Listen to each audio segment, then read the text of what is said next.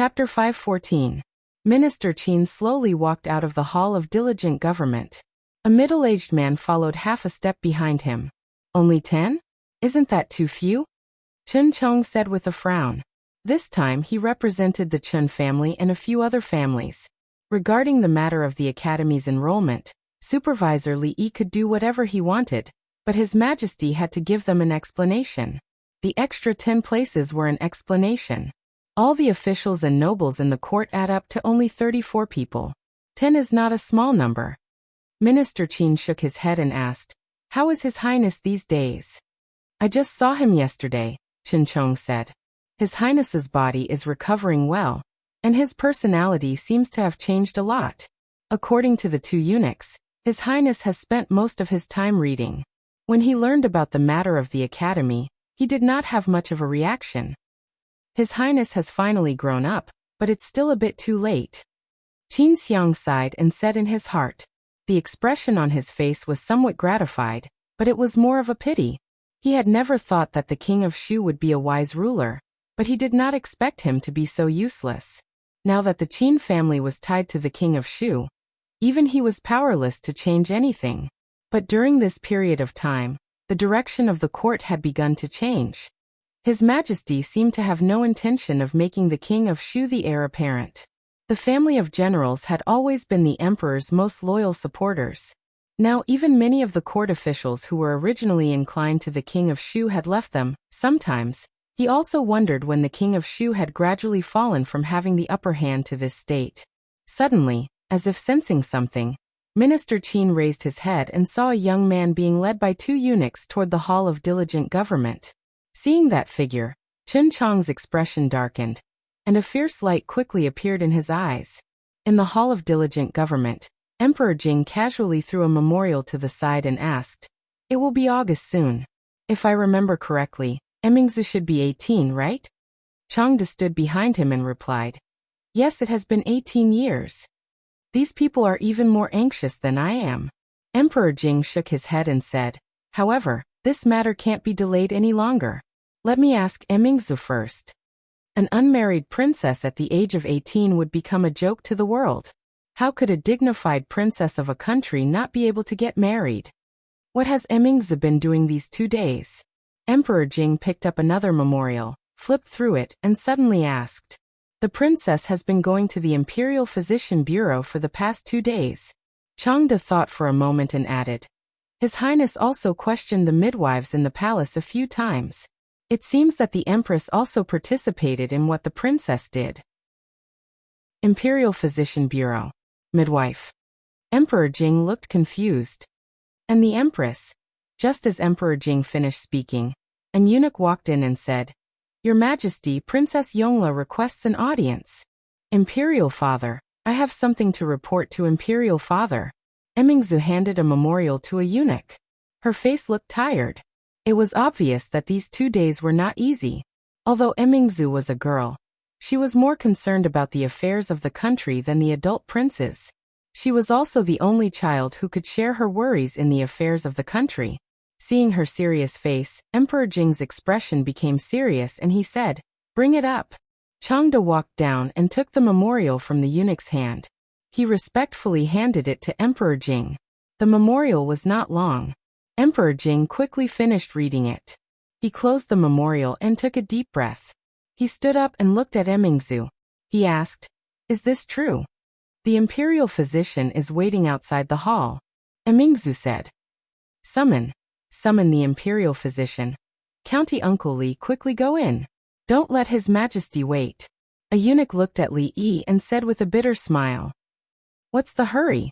Didn't you see that the imperial physician has just been summoned? His Majesty is busy now. Don't you know?" Li Yi waved his hand at him and walked to the corner of the corridor. He looked at the figure with her hands crossed in front of her chest and her back facing him. He said, "Why are you still angry?" "I don't want to hear it." Tortoise chanting scriptures. Princess Shaning covered her ears and shook her head like a rattle. Who taught her this? Li Yi's expression was a little depressed. It was hard to provoke a lowly, but it was even harder to coax her. "I don't like you anymore. You should go. I don't want to see you again." The proud lowly finally put down her hand and said while wiping her tears. Seeing that there were still tears in her eyes, Li felt a little guilty in his heart. She was just an 11-year-old child. What did an 11-year-old child know? She might just be gluttonous and playful. She might have developed a trace of dependence on him, who could take her to do these things. This was just a little girl's fantasy. Wouldn't it be too cruel to let her dream be shattered like this? How about I take you to go shopping today? Li asked tentatively. The proud lowly was unmoved. Go to see a play? Legend of the White Snake, Journey to the West, The Cowherd and the Weaver Girl? Princess Shining twisted her body and turned her head to look at him with a pair of red and swollen eyes. She said, "You have to apologize to me." Finally she spoke. Li felt relieved and said, "I'm sorry. It's all my fault." Then he was a little depressed. What was wrong with him? Pa. The proud lowly slapped the wall and looked at him. With a fierce face she said, "Do you think a simple sorry is enough?" Li looked at her in a daze. Could it be that all women, regardless of age or age, learn this trick without a teacher? He squatted down and said, "Then tell me, what do you want?" "I want Tonghulu. I want Shiji Lang. I want chocolate. I want ice cream. I want white rabbit."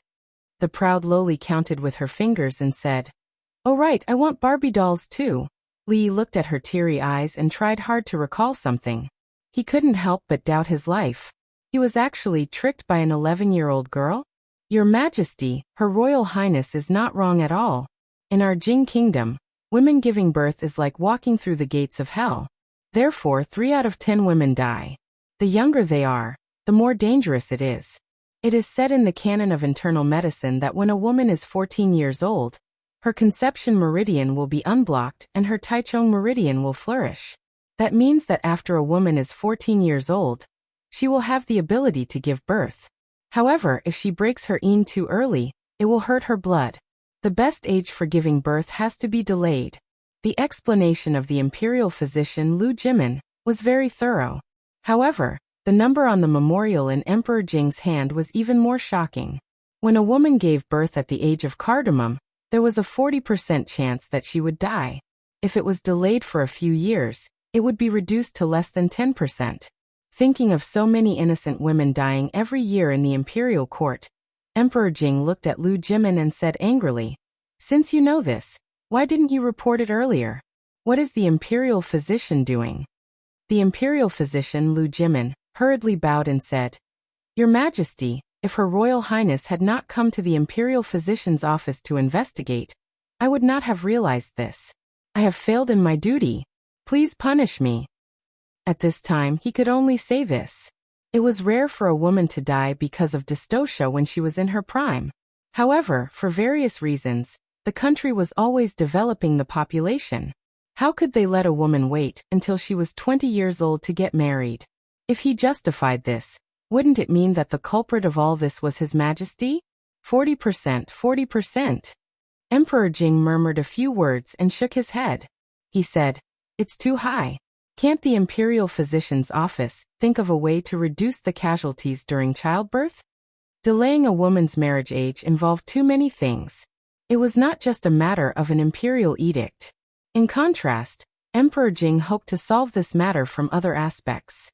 Lu Jimin thought for a moment and said, "Can you allow me to consult County Uncle Li about this matter?"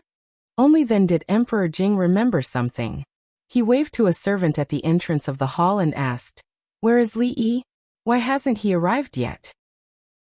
"Your Majesty," the servant looked bitter and said, "County Uncle Li is coaxing Princess Shining outside." Chapter 515. Give Birth. Li looked at Emperor Jing in surprise and shook his head repeatedly. This official doesn't know how to do this." Emperor Jing glared at him and said, "No one asked you to give birth. I ask you, is there any way to reduce the possibility of women dying from childbirth?" Li thought for a moment and said, "A woman's pelvis is fully developed after the age of 20. If Your Majesty delays the age of marriage for women after the age of 20, it will naturally greatly reduce the probability of dystocia." Emperor Jing frowned slightly, and Lu Jimin showed a bitter expression. Although this method was effective, It was not feasible at all. If His Majesty now decreed that women in the Jing kingdom should give birth after the age of 20, then the population of the country would definitely decline for a long time. The population was closely related to taxes, labor, and national strength. At that time, there would be no one to farm the land, and there would not be enough soldiers. How could they resist the strong enemy?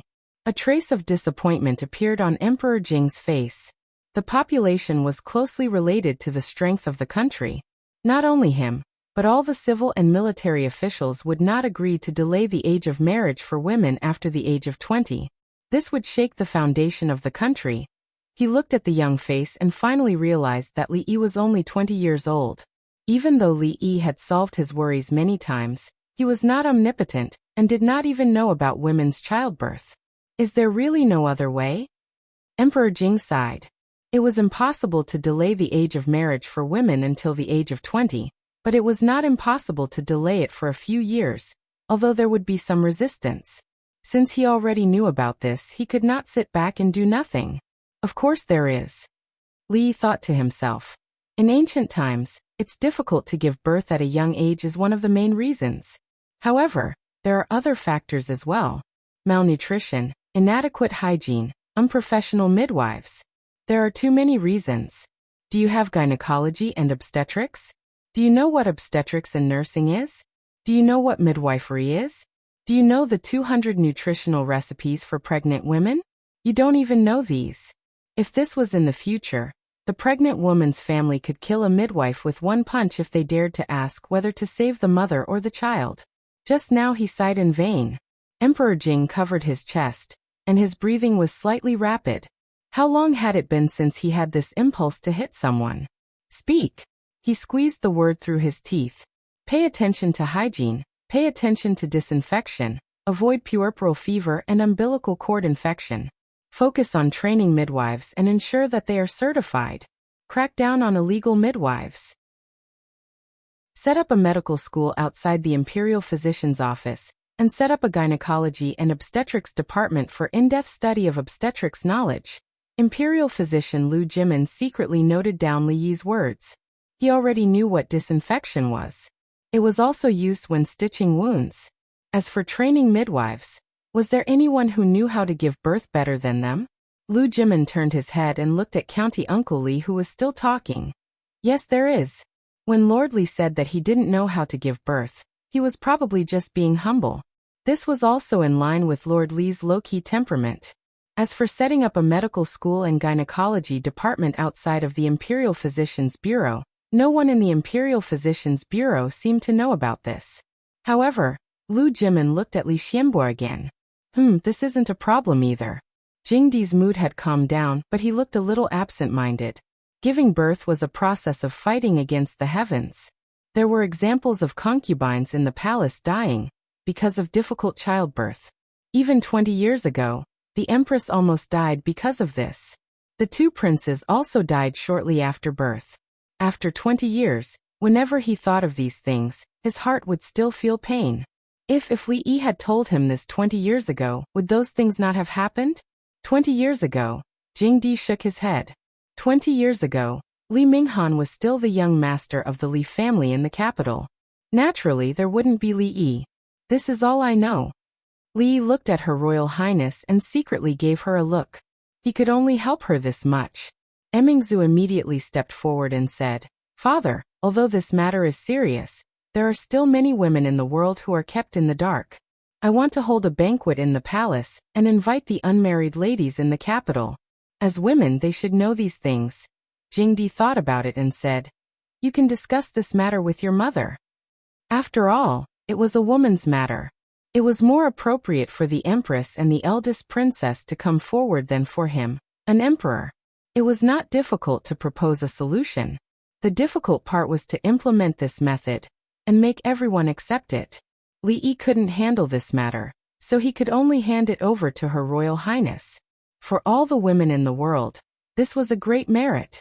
Her Royal Highness was already very famous in the capital. If this matter was done, she would immediately receive the support of all the women in the capital, and even in the world. She would become the woman behind all the women. And he would silently be the man behind all the women behind all the women. Besides, doing perfume, underwear, cosmetics, sanitary napkins, and so on could also be regarded as a contribution to the majority of women, right? Jingdi really couldn't suppress the doubts in his heart. He looked at Li Yi and asked, I am very curious. Why do you even know about women's childbirth? Li Yi thought. You don't care if I know or not. I know a lot of things. Can you know all of them? Your Majesty, this is because one year, in a bitter winter, the north wind was biting cold, and the snow blocked the mountain. A white-haired old man fell at the door of County Uncle Li's house. According to my guess, the old man who taught County Uncle Li medical skills should be a hidden famous doctor. He passed on cardiopulmonary resuscitation and wound suturing skills to County Uncle Li. It's a pity that this doctor didn't leave other works. The imperial physician Lu Jimin knew this story, so he immediately said in a regretful tone. Jingdi waved his hand. He had completely understood that as long as Li Yi couldn't have children by himself, there was nothing to be surprised about. Thinking of another thing, he looked at Li Yi and said, regarding the enrollment of the college, I can't be as reckless as you.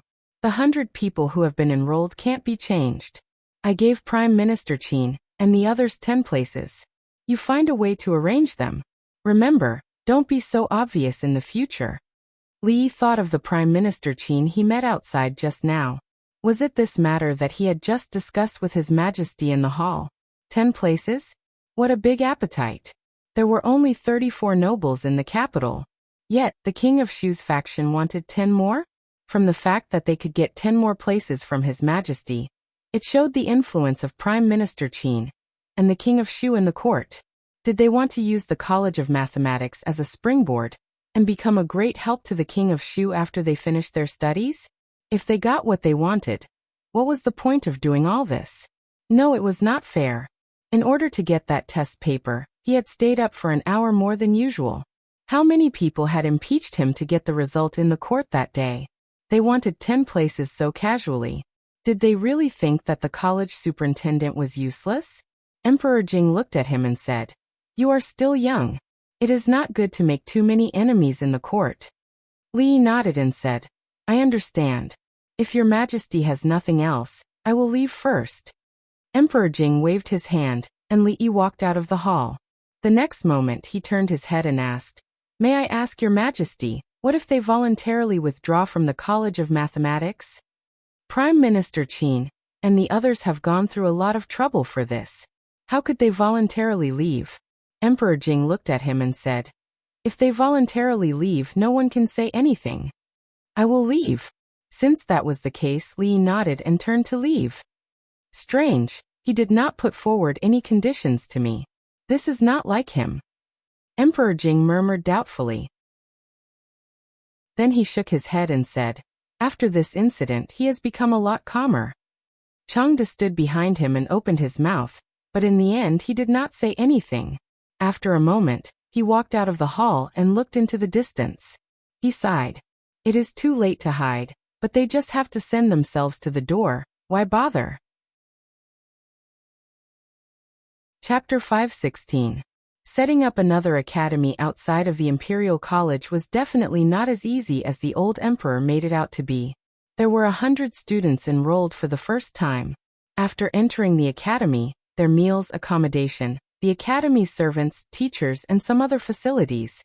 Just the problem of building a house alone was not something that could be completed in a short period of time. Therefore, Li Yi had enough time to prepare, even though he did not need to. He could start from the first grade of primary school and copy a certain edition of the mathematics textbook all the way until he graduated from high school. As for higher-level mathematics, there was no need for it for the time being. Before this, the imperial court did not pay much attention to mathematics. Those who had the title of a scholar or a scholar were only limited to simple accounting. The mathematics students of the Imperial College were already considered to be very good at using the leg-raising method to calculate that the chicken and the rabbit were in the same cage. The standard of an ordinary high school student was enough for them to struggle in the imperial court. If they met someone with outstanding talent, they could learn some Olympiad mathematics and solve some practical problems. They would immediately become geniuses in the eyes of the public. Of course, they had to learn the basic symbols and algorithms such as Arabic numerals, addition, subtraction, multiplication, and division first. This task was handed over to a few professors of mathematics in the Imperial College to complete. He did not know how Li Xian's Academy of Sciences was progressing.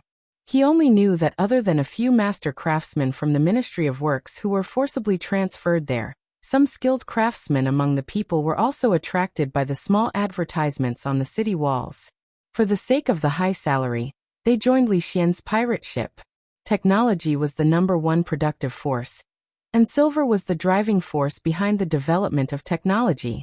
After tasting the sweetness a few times, Li Xian never used other methods to solve problems that could be solved with silver. Over the past few days, Mississippi Lu was getting busier.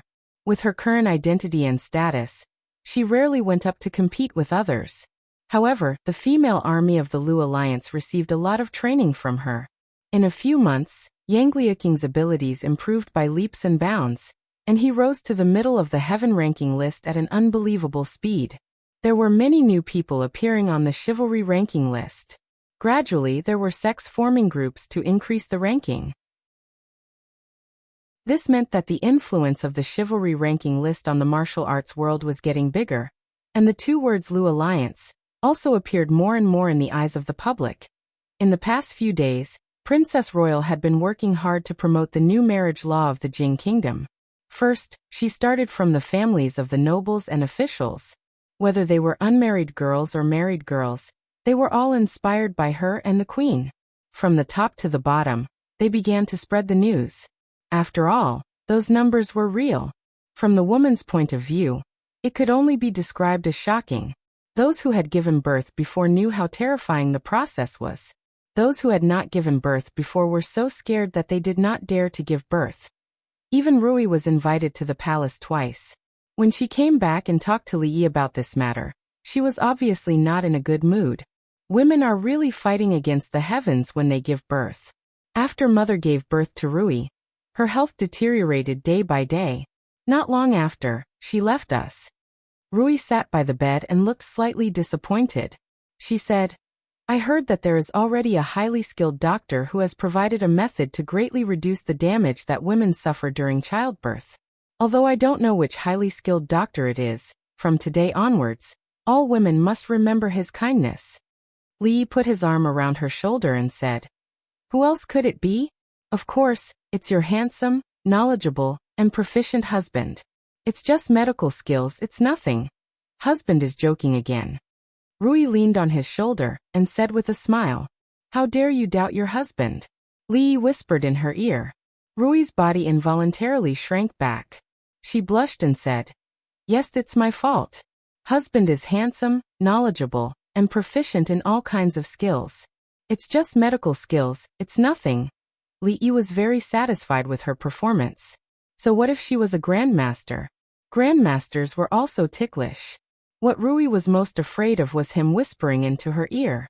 After mastering this trick, she could defeat a grandmaster with a raise of her hand and look down on the martial world. "Husband." She suddenly opened her mouth, and her voice was as soft as a mosquito. "So it's best for me to give birth in 2 years." Li Yi was still curious about why she suddenly became shy. He heard her words and said, "Yes, we can wait for 2 years. But now we can familiarize ourselves with the process. Husband, it's still daytime." "So what if it's daytime? The law of the Jing Kingdom doesn't stipulate that we can't give birth during the day." "Husband, someone is coming. You still want to lie to me. Rui will only come back at night. Xiao Huan just went to the street with them. Who else can come here?" "Husband, someone is really coming." There was a knock on the door. Li Yi walked over in embarrassment and anger. He opened the door and saw a figure standing there. The Princess Royal was busy these days and had no time to come out. He didn't know what magic potion the proud Lolita had fed Emperor Jing, but he actually allowed her to stay outside the palace for a short time. Of course, the premise was that she had to be with Yongning, which meant that she had to stay here. Li Yi would rather not have this premise. What now? Li Yi looked at the proud Lolita helplessly. Since she came, he didn't even have time to go to the toilet. Wasn't she playing with Yongning in the room just now? Why did she come out again? The proud Lolita's face was pale, and her voice was trembling. She looked at Li Yi and said, You come with me. Seeing her like this, Li Yi was shocked. What was going on? What could have scared her to this extent? Could it be that someone was bullying her? Impossible. She was the only one who could bully others here. Who could bully her? The proud Lolita pulled Li Yi's sleeve and took him to her room. She closed the door and turned around. She couldn't control herself anymore and burst into tears. I'm going to die. The proud Lolita cried very sadly. She was heartbroken and her face was full of tears. Li Yi was really worried that a few old men in gray clothes would break the door and punish him on the spot as a criminal who molested the princess. What happened? Don't cry. Tell me slowly. Li Yi squatted down and wiped away her tears. The proud Lolita sobbed for a while and choked. I'm bleeding there. Am I going to die? I haven't eaten ice cream yet. I haven't eaten cake yet. I haven't married you yet. Stop. She was still thinking about eating at a time like this. Li Yi looked at her and asked doubtfully, Where is it bleeding? Did you fall on the slide? Let me see, where did you fall? The proud Lolita's pale face suddenly flushed. She pointed at her skirt and said, There. Li Yi's gaze followed the direction she pointed. After a moment of shock, he only felt his vision go black and fell backward. She almost scared me to death. It was just the first time a girl met a relative in her life. She was about to turn from a little girl to a big girl. Rui, you come in for a moment. A moment later, Li Yi opened the door and helplessly waved at Rui, who was standing in the yard. The proud Lolita hid behind him. The red clouds on her pretty face burned all the way to her ears. Chapter 5:17. It was not surprising that girls in this era lacked certain aspects of education. In fact, even after thousands of years, this aspect was still a taboo for children that could not be easily touched. Li Yi just told the proud Lolita that this was something that a girl must experience in her life, and would not die. He didn't tell her more details. He didn't have the idea of universal education for children in the Jing Kingdom. It should be known that this was also a controversial issue in the 21st century.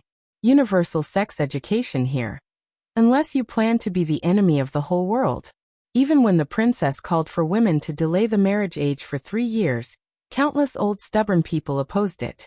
Tell the children how they were born? Even the coffins of those dead old stubborn people would not be able to hold them down. However, after such a thing happened, the proud Lolita had to go back to the palace, which made Li Yi feel relieved. Finally, he could get rid of this little witch and have a few days of peace. So he had time to pay attention to some other things. Miss Zheng's underwear seemed to have made a lot of progress, but unfortunately, she didn't let him see it. She didn't let him see it when she was wearing it, or when she was taking it off. Li Yi went to her room twice, but he didn't even enter her door. He didn't know what sin he had committed in his previous life to meet such an employee who was even more arrogant than the boss. Anyway, he didn't plan to show himself in this business. If the matter of a dignified county uncle selling women's underwear was spread out, he wouldn't be able to stay in the capital in the future. On the other hand, everything was going smoothly at the brothel. Old Man Sun seemed to be radiating the second spring of his life. He was full of energy and could not be stopped. Even Li Yi was afraid to look at him. If something happened to him due to exhaustion, who would develop the brothel? Wan Ruoqing was now recuperating, which was forced by Li Yi. Xiao Zhu's task every day was to watch her and not let her stay in the brothel for more than an hour. She only needed to participate in the decision-making of some important matters. Even in the capital, Wan Ruoqing and Zheng Zima were considered rich. As elders, their monthly dividends were more than enough for an ordinary family to live off for a lifetime. However, the two of them didn't care at all. They were still squeezed in this small yard. Li Yi bought the neighboring yards and gave them all to Zheng Zima as a workshop. The female workers inside were also from the brothel. They knew each other well, and had a strong sense of confidentiality. 2 women who were stronger than Feng stood at the door, but the boss didn't let them in. Now that he thought about it, his original idea had already been mostly realized. All he needed now was time. Today he had to go to the palace to discuss with Lu Jimin about the establishment of the medical school. Her Royal Highness was fighting on the front line to save her fellow women. As the man behind her, of course, he couldn't drag her down. He needed to teach Lu Jimin about the theory of obstetrics and gynecology. Of course, because of the lack of the instruments in the future, he didn't have much to teach. He mainly taught about midwifery and sterilization. There was another important thing. When he went out in the morning, his second uncle asked him to bring a boiled chicken from the palace. The old man's mind was always so unique. The catering bureau was the private kitchen of the royal family. Could anyone bring something from there casually? It was still early. It would be cold if he cooked it too early. He would think about it when he came out later. A moment later, in the imperial physician's office, Lu Jimin and a group of imperial physicians came out to greet him. They said with a smile, "Master Li, we have been waiting for you for a long time."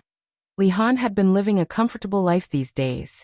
He couldn't remember how long it had been since he went to arithmetic class. Every day he only needed to read a few pages of books, and the rest of the time, he could play as he wanted. Last time, he couldn't help but point out the problem that his imperial father and the ministers didn't find, and he got a lot of rewards. Although they were kept by his imperial mother said that when he grew up, she would return them to him untouched. Everything was good. He just envied Yongning and imperial sister Shanning, who could go outside the palace to play. Last time, he used a pearl to exchange for a few picture books from imperial sister Shanning. The monkey playing with a stick was much better than the naked people fighting in a hole in the wall that he accidentally found last time. He had finished reading those picture books. 5 pearls for 4 days or 4 pearls for 3 days. Liam, that guy, actually chose the latter. It was really funny. If teacher knew, it would be strange if he didn't scold him. He learned it for nothing. It would be great if he could go out of the palace. Imperial sister Shanning said that there were a lot of fun things that he hadn't played before. Your Highness Prince Jean, have you finished reading that book? A voice suddenly sounded behind him. Prince Jean shivered and slowly turned his head. When he saw the figure standing behind him, he stammered, "Yes, sir, there are still a few pages that I haven't read." "And take your time. There's no hurry." Li nodded. He had to admit that there were still geniuses in this world. Prince Jean said that there were still a few pages that he hadn't read, which meant that he had already understood the previous pages. It had only been a few days. This speed was actually very scary. Li Han nodded in a daze. He felt flattered. Teacher was actually so kind today? Li looked at him and asked, "Do you know that His Majesty wants the princes to study in the Mathematics Academy?" Prince Jean nodded. "Learn addition and subtraction within 10 with them?" Li asked again. Prince Jean nodded again, but then shook his head violently. He had stopped learning addition and subtraction within 10 months. It was childish. In his opinion, there was nothing more childish than addition and subtraction within 10. "How about you teach them?" Li guided him patiently. Teach who?" Prince Jean asked. Perhaps the teacher was unexpectedly gentle today, so he asked. Li looked at him and said, "Consider them the new students of the Mathematics Academy." Prince Jean was stunned for a moment. Then he shook his head repeatedly. "No, I can't. How can I teach others? It's too difficult." Although Prince Jean was only a 10-year-old child, he had no problem teaching students who had never been exposed to the new mathematics. "Is it difficult?" Li looked at him and asked. "Compared with the book you are reading now, which one is more difficult?" "It's difficult to teach others." Prince Jean said hesitantly. "How difficult?" Li couldn't give up on this little fatty. He didn't plan to be a supervisor of the academy for the rest of his life. When Prince Jean was able to take charge, he could retire in peace. However, according to the current situation, the little fatty still had a long way to go before he could take charge of the academy. "It's difficult," Prince Jean said while gritting his teeth. "Fatty must die. It may be heavier than Mount Tai or other mountains." Li patted him on the shoulder and said, "Which mountain do you want it to be heavier than?" "Mount Tai or other mountains. What's the difference?" Prince Jin's fat face showed some confusion. "Mount Tai is the head of the 5 mountains. It's heavier than other mountains." Li looked at him and said, "There are valuable deaths and useless deaths. Besides, I'm not asking you to die. Think about it. If you become a teacher, you will be the superintendent of the Mathematics Academy, and you will decide how many little red flowers you will get. If anyone disobeys you, you will beat him with a board. If you don't like someone, you will give him a hard time. If I don't like someone, I will give him a hard time? Prince Jin's eyes lit up. You are the superintendent of the Mathematics Academy. Everything is up to you. You can give people a hard time, even if they are teachers of the Mathematics Academy. Li Yi nodded. Prince Jin looked up at Li Yi with a strange light flashing in his eyes. Okay. Chapter 518. You are worth teaching. Li Yi was very satisfied with the little fatty's performance. He patted him on the head and said, "Today, I will have the textbooks you will be teaching sent to the palace. You should familiarize yourself with the content in the next few days, and think about how to teach them." Monarch Jin raised his head and asked expectantly, "Can I really be the superintendent? You are a prince and a teacher of the School of Mathematics. As long as your mathematics skills are much better than others, who would dare to object to you being the superintendent?" Li Yi felt like a big bad wolf now. However, the name of superintendent did not sound good. It sounded like a eunuch in charge of the School of Mathematics. It was inauspicious. The mention of the word always reminded him of Changda's old face. Next time, he suggested to the old emperor that he should change the title of superintendent to dean. Superintendent. Monarch Jin nodded fiercely. "I will." Li Yi suddenly sniffed and asked, "What's that smell?" Monarch Jin was startled. Then he waved the food box in his hand and said, "I just got the poached chicken from the dining hall. I haven't had time to eat it yet." Poached chicken. Li Yi looked at the food box in Li Han's hand and murmured, "You are so fat at such a young age. How will you look in the future?" As a teacher, he not only had to care about his students' studies, but he also had to care about their lives and health. Li Yi touched Monarch Jin's head and said, "In the future, you should exercise more and eat more fruits and less meat. Only with a strong body will you have the strength to learn more advanced mathematics." Monarch Jin looked at the teacher's back as he walked away. His hands were empty. The poached chicken that he pretended to be in the food box had flown away. He swallowed his saliva, and his face showed confusion again. "Didn't I say that it's better to be heavier?" In the political hall, Emperor Jing was expressionless. All the officials were silent. The Princess Royal Highness frowned, and a white-haired old man in front of the hall was spitting. "Ridiculous, this is ridiculous." The old man's face was filled with anger. He waved his sleeve and said, "Obey your father at home, obey your husband when married, obey your son when your husband is dead. These are the three. Marriage is an important matter. How can it be treated as a child's play? A girl not getting married at the age of 16 is an evil act that will shake the foundation of the country. Your Majesty, please reconsider." Emperor Jing remained silent, and the officials did not speak either. The entire court had clearly become the old man's one-man show. All the officials and generals in the court looked at each other, then at the old man who was still talking, and continued to remain silent. The Empress and Her Royal Highness the eldest princess asked for permission for the women to delay the age of marriage until after the age of 16. They also urged the Imperial Physician Bureau to do many things to reduce the possibility of a woman dying from a difficult birth. This matter had already spread throughout the entire capital. From the noble ladies to the common women, there was no one who was not grateful. Her Royal Highness the eldest princess had an unparalleled reputation among the women of the capital. Even they shuddered when they saw the statistics. Women giving birth was the gate of death. This was a well-known fact. However, no one had thought that the crux of the matter was the age of childbirth. The population was important, but this matter involved the Empress and the eldest princess. Even the Emperor seemed to have a tacit attitude, other than those highly respected scholars who dared to say anything. Besides, who didn't have a girl in their family? One wrong word, and the women in the family would probably rebel. Shaking the foundation of the country? Isn't great scholar Han being too alarmist? Emingzu looked at the old man and said in a cold voice, "When a woman gets married at the age of 13, 3 or 4 out of 10 will die from a difficult birth. If it is delayed by 3 years, it will be reduced to less than 10%. If it is supplemented by the scientific midwifery methods of the Imperial Physician Bureau, it will be even lower. If this is carried out, how many less women will there be in the world? Besides, after this is carried out, it can also encourage women of the right age to have more children. The court will give additional subsidies to increase the population. How can this shake the foundation of the country?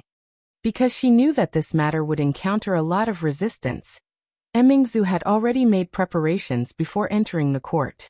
If something goes wrong without confirmation, who can bear the responsibility? Great Scholar Han faced Emperor Jing and said loudly, "Women are not allowed to participate in politics. This is an ancestral rule. How can women talk nonsense in the court?" Mingzhu's expression gradually turned cold. She asked, "Great Scholar Han, do you want to disregard the lives of the young women of the Jing Kingdom?" The old man said passionately, "Men are the masters and women are the assistants. It is the duty of a woman to bear children for her husband and carry on the family line for her husband. The royal family should set an example for the world. Why is Her Royal Highness unmarried at the age of 18? Is this the example of the royal family?" One was the eldest princess of the court, and the other was a famous scholar. The two of them opposed each other fiercely and did not give in to each other. The court officials looked at each other. Although the princess was a woman, she did not lose to a man in terms of toughness. Great Scholar Han was also famous for being stubborn. He had repeatedly obstructed the emperor's new policies. Even the two prime ministers lowered their heads and did not speak. There was no one else who dared to reprimand the royal family in the court like this except for him. Are you saying that I, a woman, was born to be a tool to carry on the family line, and a woman's life is not important? Mingzhu's eyes flashed coldly as she looked at the old man and asked. The old man said righteously, "For the sake of the country, what's wrong with making some sacrifices?" "Old thing, say one more word." Under the gaze of Emperor Jing and the officials, the eldest princess pointed at Great Scholar Han's nose and said something that made everyone dumbfounded. Great Scholar Han's face was pale, and his lips were trembling. As a great scholar, he was called an old thing by a princess in front of the emperor and the court officials. Among the great scholars of the Jing Kingdom, besides him, who else had such treatment? As a princess, how can you say such filthy words? His body was trembling, and his voice was also trembling. Her Highness did not say a word and walked straight to Great Scholar Han's side. Emperor Jing's expression suddenly changed and he said, Quickly stop Emingzu."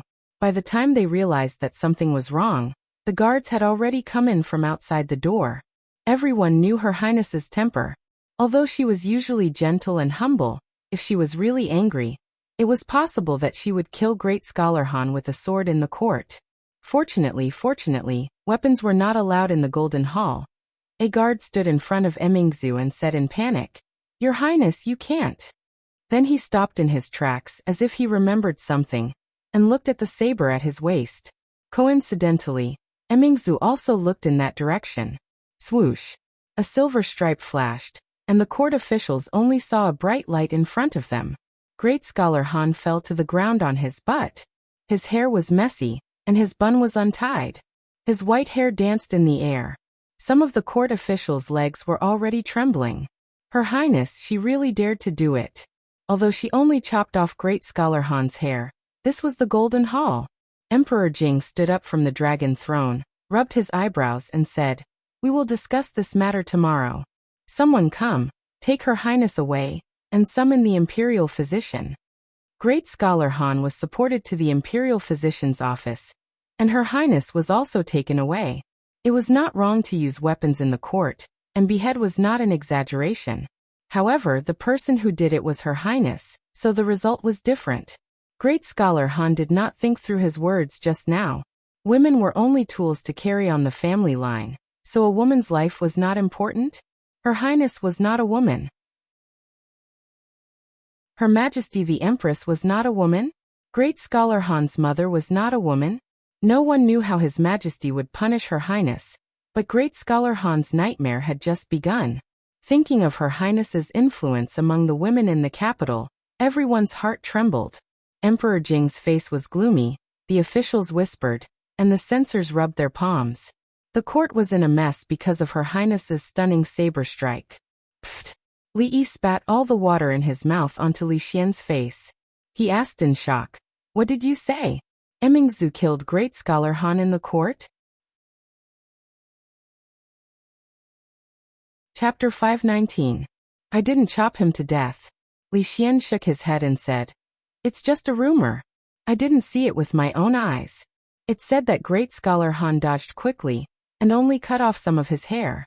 He was not injured, but he was scared. I heard that he peed his pants." "Dodged quickly?" Li Yi shook his head.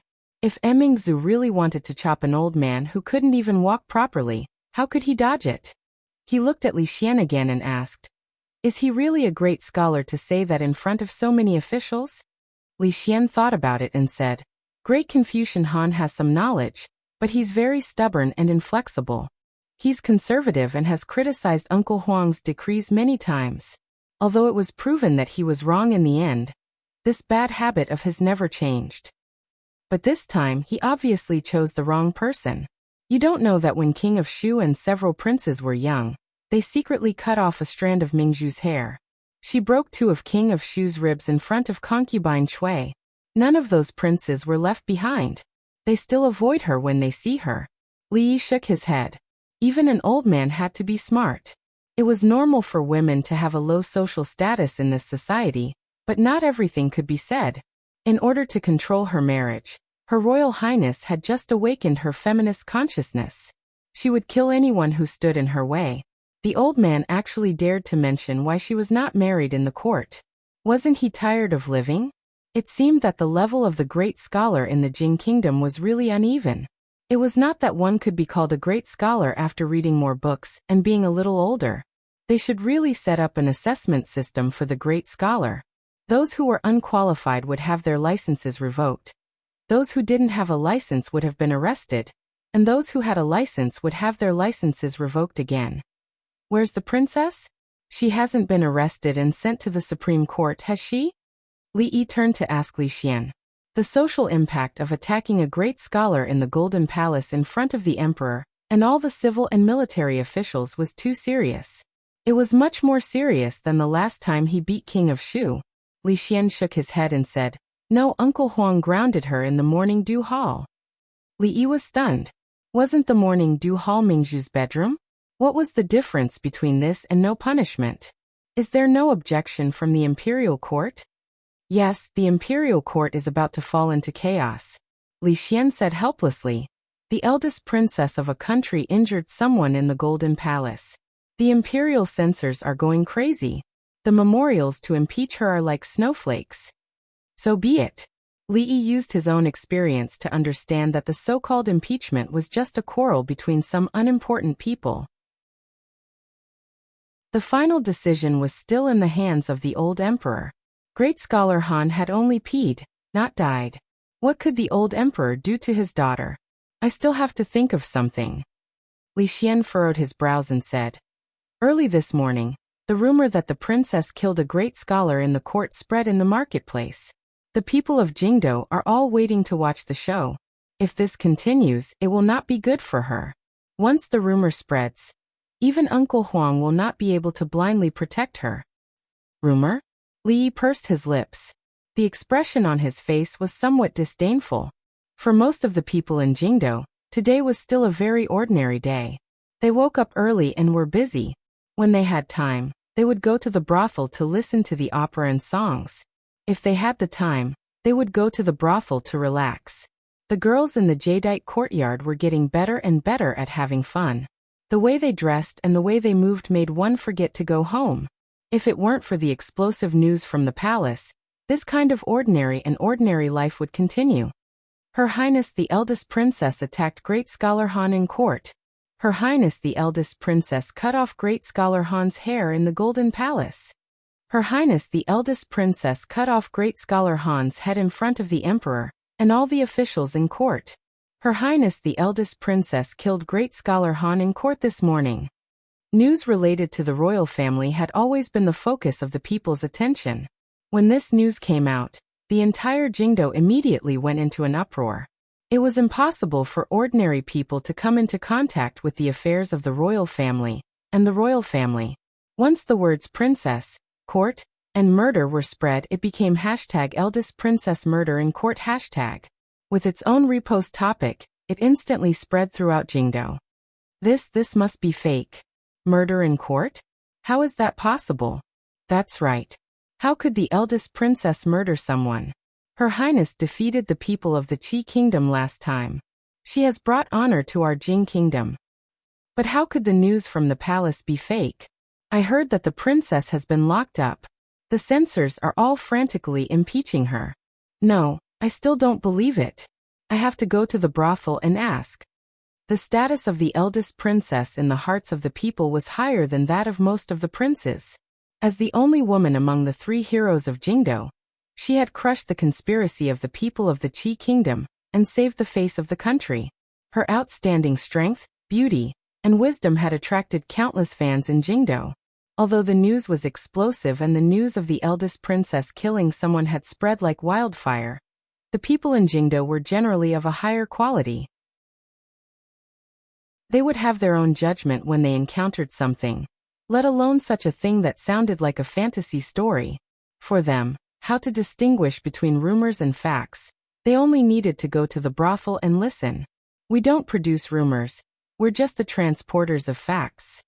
This was the principle of some of the brothels in the capital. Compared to the black brothels that talked nonsense and used rumors and sex to attract people, those brothels were simply a clean stream. Because they never believed in rumors and didn't spread rumors, the storytellers often criticized the evils of the times with reason and evidence. Gradually, they gained the trust of the people in the capital. Not long after, someone came out of the brothel with a look of realization on his face. So that's how it is. Great Scholar Han didn't die. He just wet his pants out of fear. Her Highness did use a knife, but if she was a woman, she probably couldn't help but hack that so-called great scholar to death, right? No matter what, it is taboo to use weapons in the court. Her Highness is in big trouble this time. Rumors were rumors after all. Some people came out of the brothel, and at the same time, some people learned the truth from other channels. Great scholar? How dare he say such things? Her Majesty the Empress is also a woman, and so is Great Scholar Han's mother. Does he have the guts to say such things in front of them? A tea seller on the street shook his head and said, "Damn it, Her Majesty the Divine Empress is also a woman. How dare that Han insult Her Majesty?" On the street, a young man in ragged clothes but with a sharp gaze cursed in a low voice. Why do I feel that he is right? What are women for if they don't bear children? In a butcher's shop, the butcher had just said one sentence when he felt a sharp pain in his waist. He was kicked out of the shop. The ground shook a few times, and the mountain-like woman walked out of the shop with a furious expression. "You heartless person! So this old lady was born to bear children for you." The butcher's expression changed a few times, and he hurriedly explained, No, listen to my explanation." I won't listen. The woman shook her head fiercely, and the flesh on her body trembled. She angrily cursed. "This old lady's life isn't important. This old lady will sit on you and kill you." The ground shook again, and the surrounding men suddenly found it difficult to breathe. Their lips were dry, and their faces turned pale. Chapter 520. Tell me, how could Her Royal Highness kill people? Is she still a woman? The hunchbacked old woman walked along the wall with a basket in her hand. She shook her head and sighed. She had just heard the news when she was buying groceries. She heard that people's heads were chopped off and rolled a few feet away. Even Qin Xiang's face was covered in blood.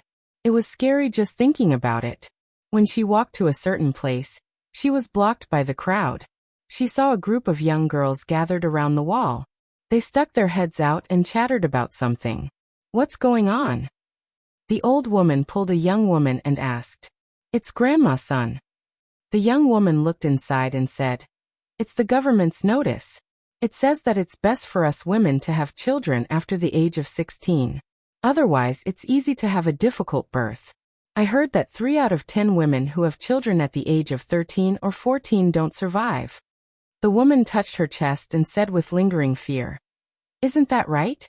I remember when I gave birth to our Ming. I was only 14. I was half a step into the gates of hell. It wasn't easy to save my life, and I was sick for half a year. Look at that girl from the Chun family. She only got married at 18, and only gave birth 3 years after she got married. She was laughed at because of this, but other people can walk the next day after giving birth. Her Royal Highness is still the best. She spoke for us women. She said that we can only get married after the age of 16, so that we can have a good birth. She also asked the imperial doctor to help us think of a way. In the future, it won't be so scary to have children. Unlike that guy surnamed Han. He said that the role of us women is to give birth to children. Her Royal Highness was so angry that she took a knife to scare him.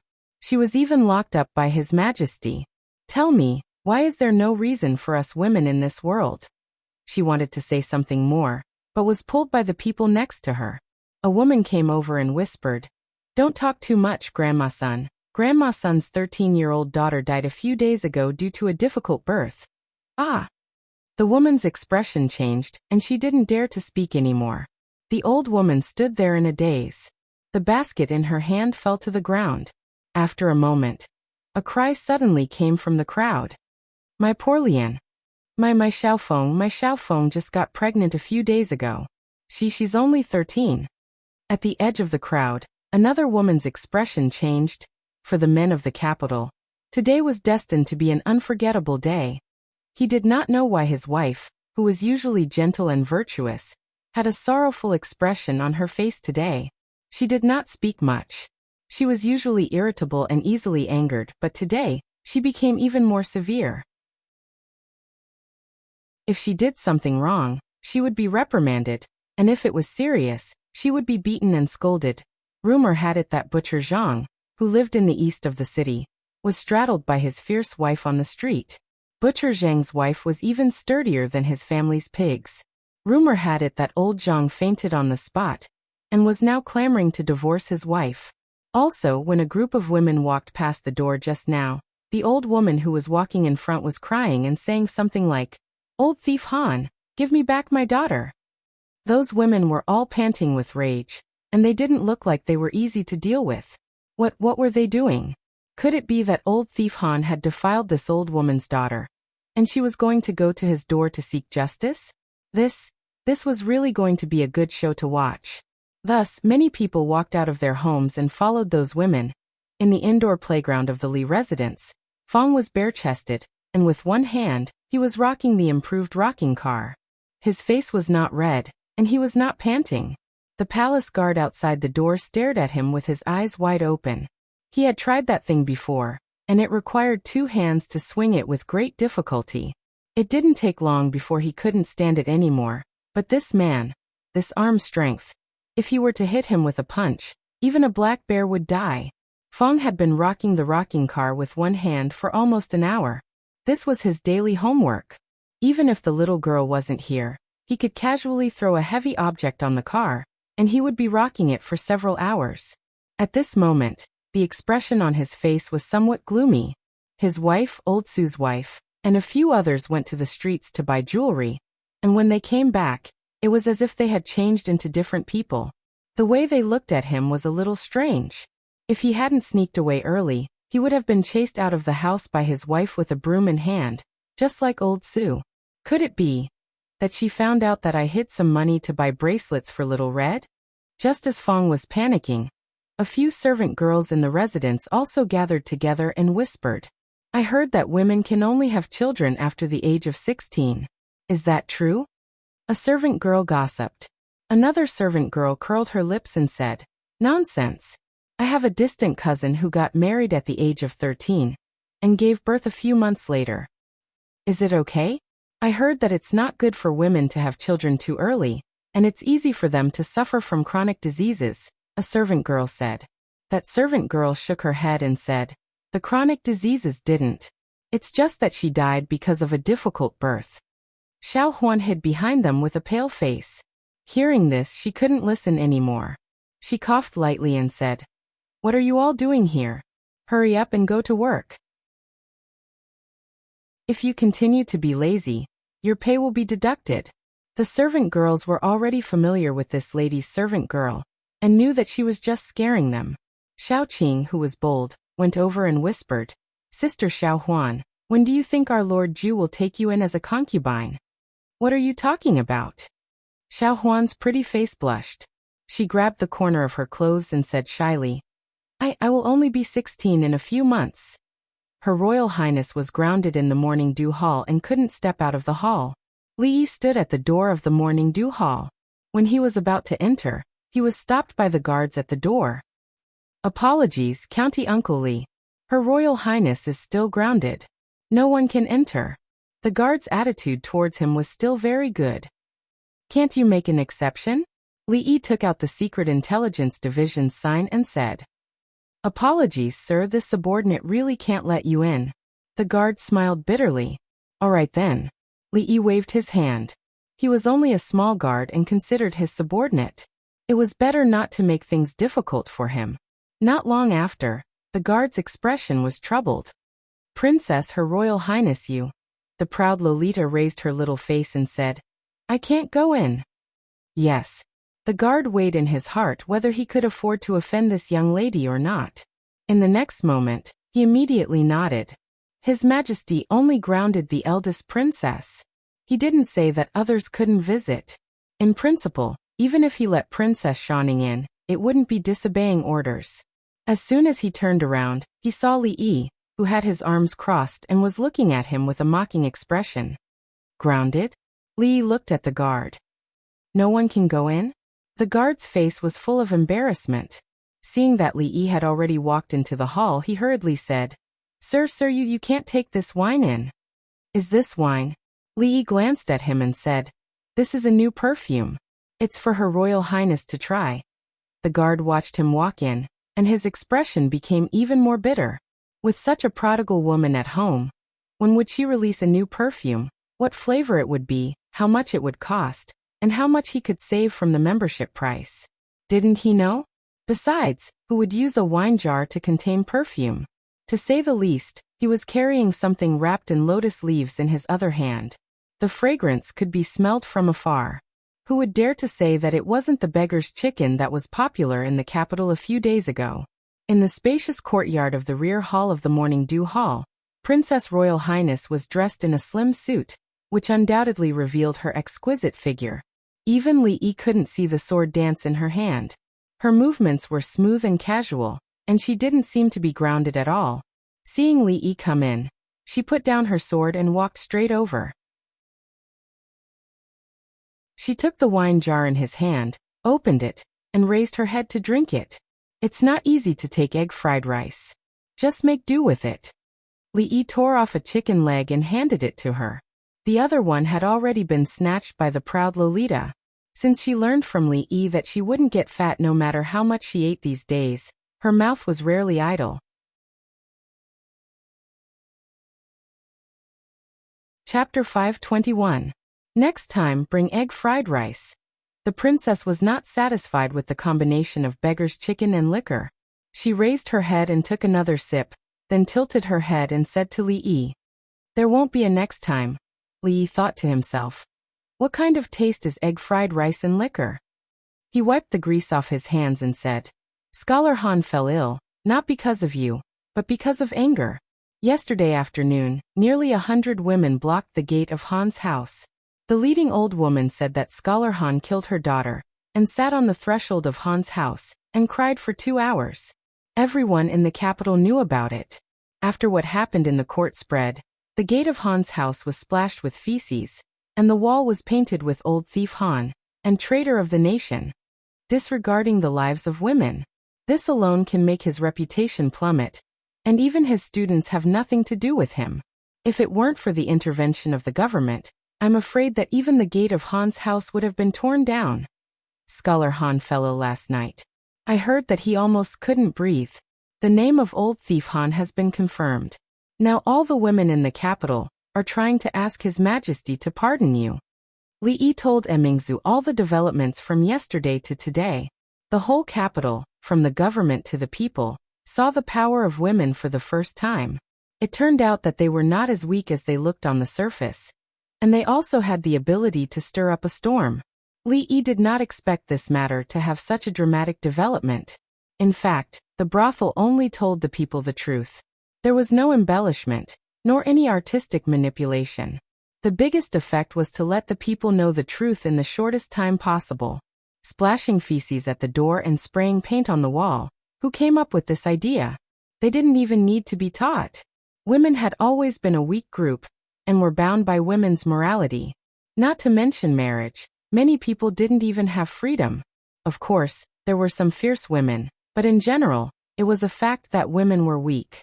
And this was also a tradition for thousands of years. It was determined by productivity. Men were noble, and women had to lower their heads and serve their husbands and children for a lifetime. Perhaps even most women themselves thought so.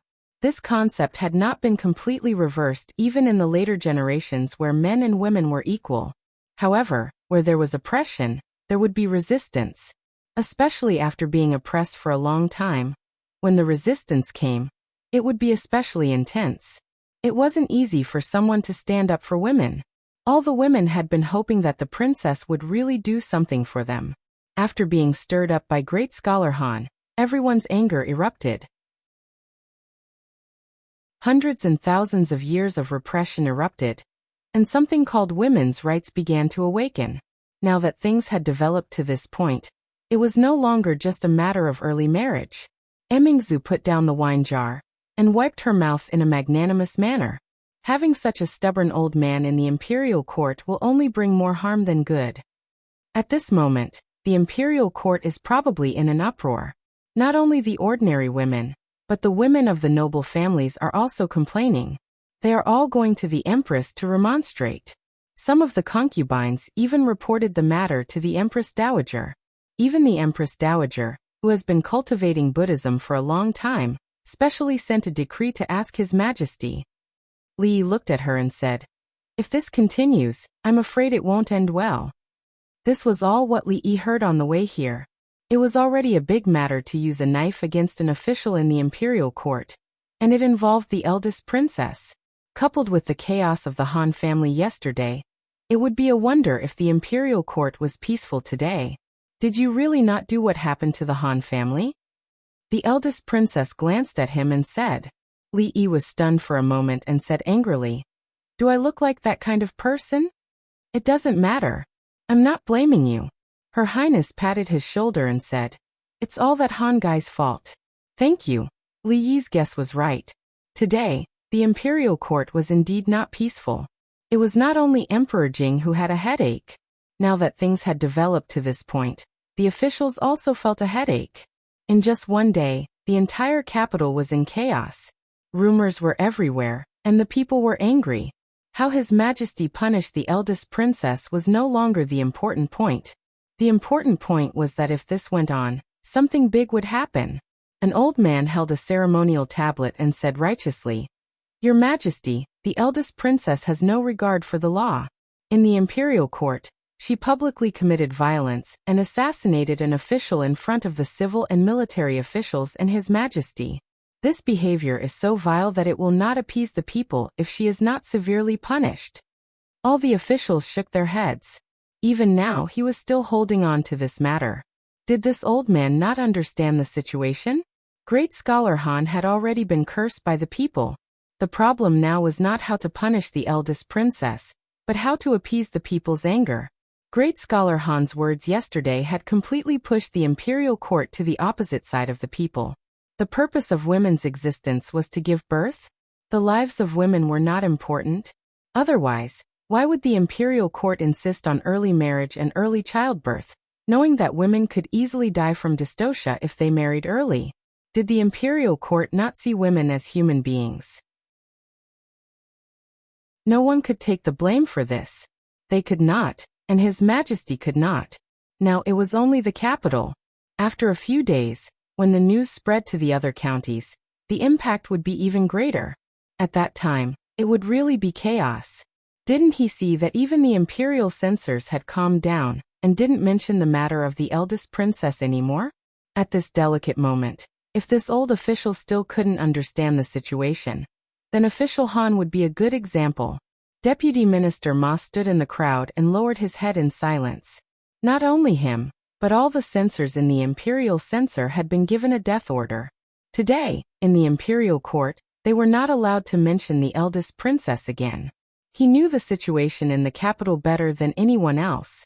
After this matter, great scholar Han's reputation could be said to be ruined. The status of the eldest princess in the hearts of the people of the capital, especially the women, had long reached a new height. Whoever held on to this matter would be like great scholar Han, nailed to the pillar of shame by the people of the capital. He did not want to experience the feeling of being hated by the people a second time. Just when the court officials were abnormally quiet, a figure walked out. Your Majesty, the only thing we can do now is to appease the people first, then we can discuss other things. Prime Minister Qin raised his head and slowly said, Prime Minister Qin's words are reasonable. I second it. The old man who had just spoken had long been forgotten. After Prime Minister Qin took the lead, the court officials stood up one after another.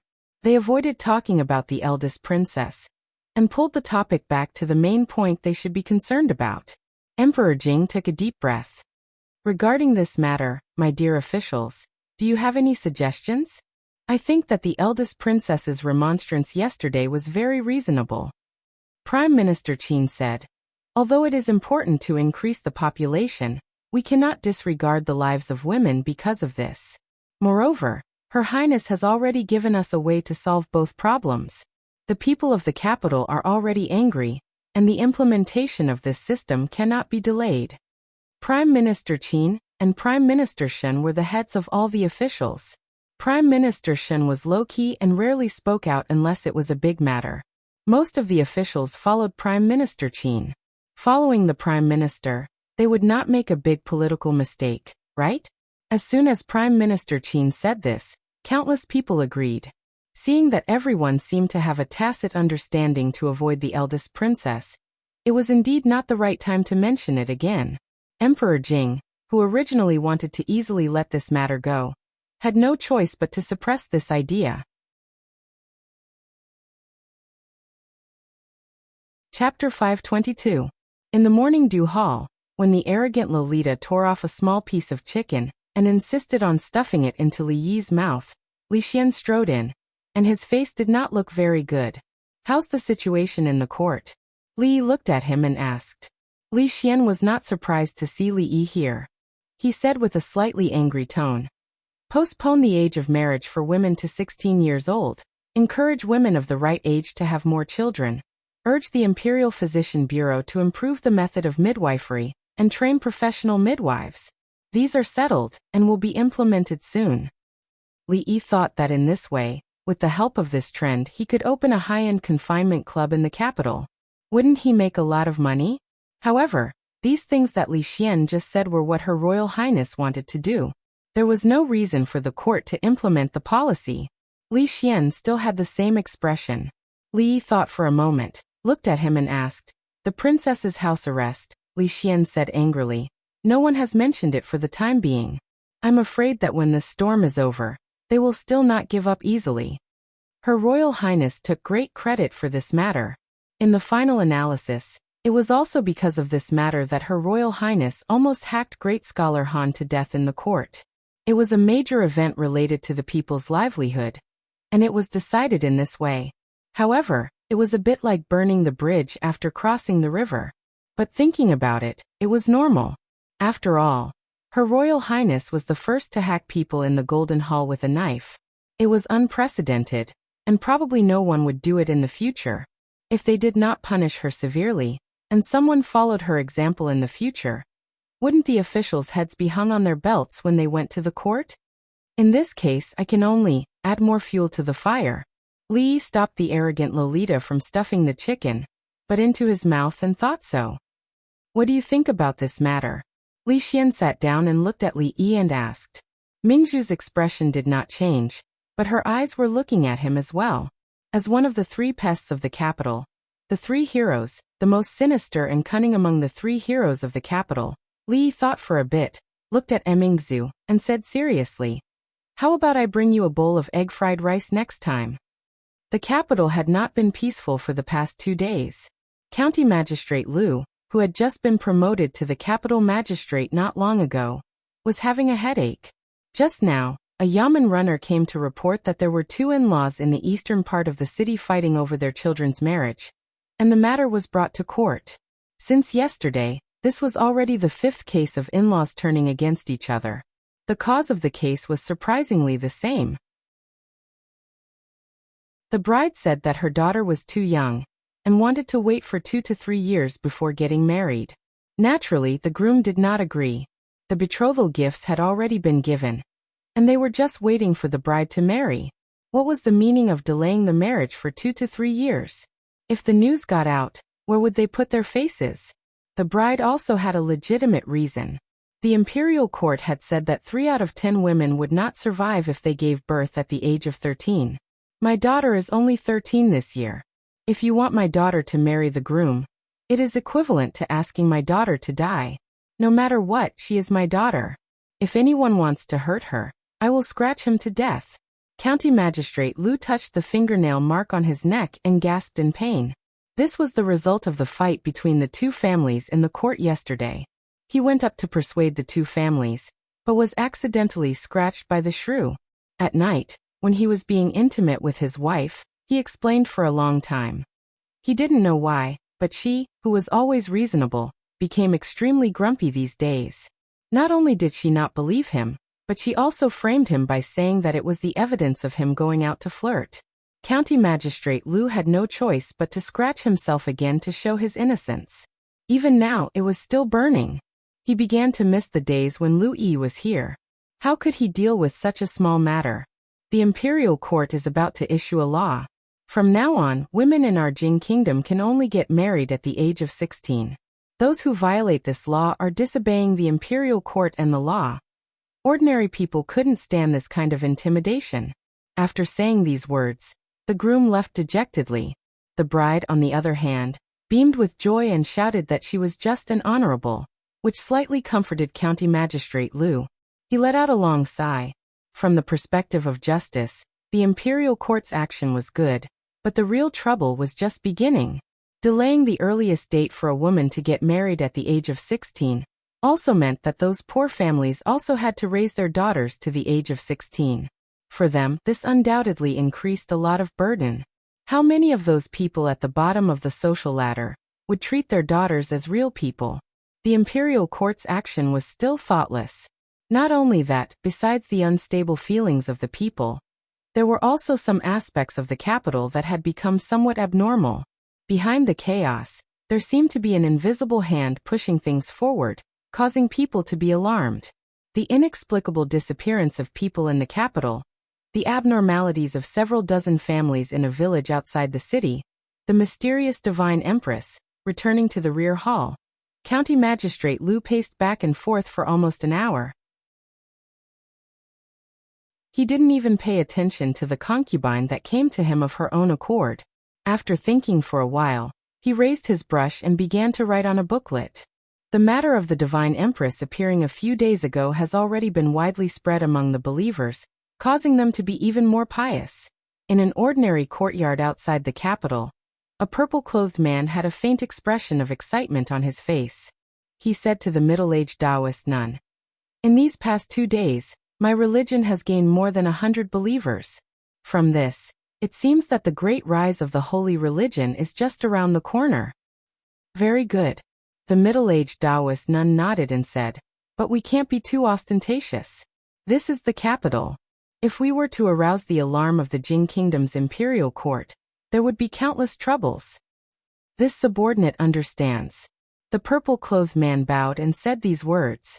Then he thought of a certain matter and said, reporting to the empress, "This subordinate has discovered a disciple that has recently entered the religion.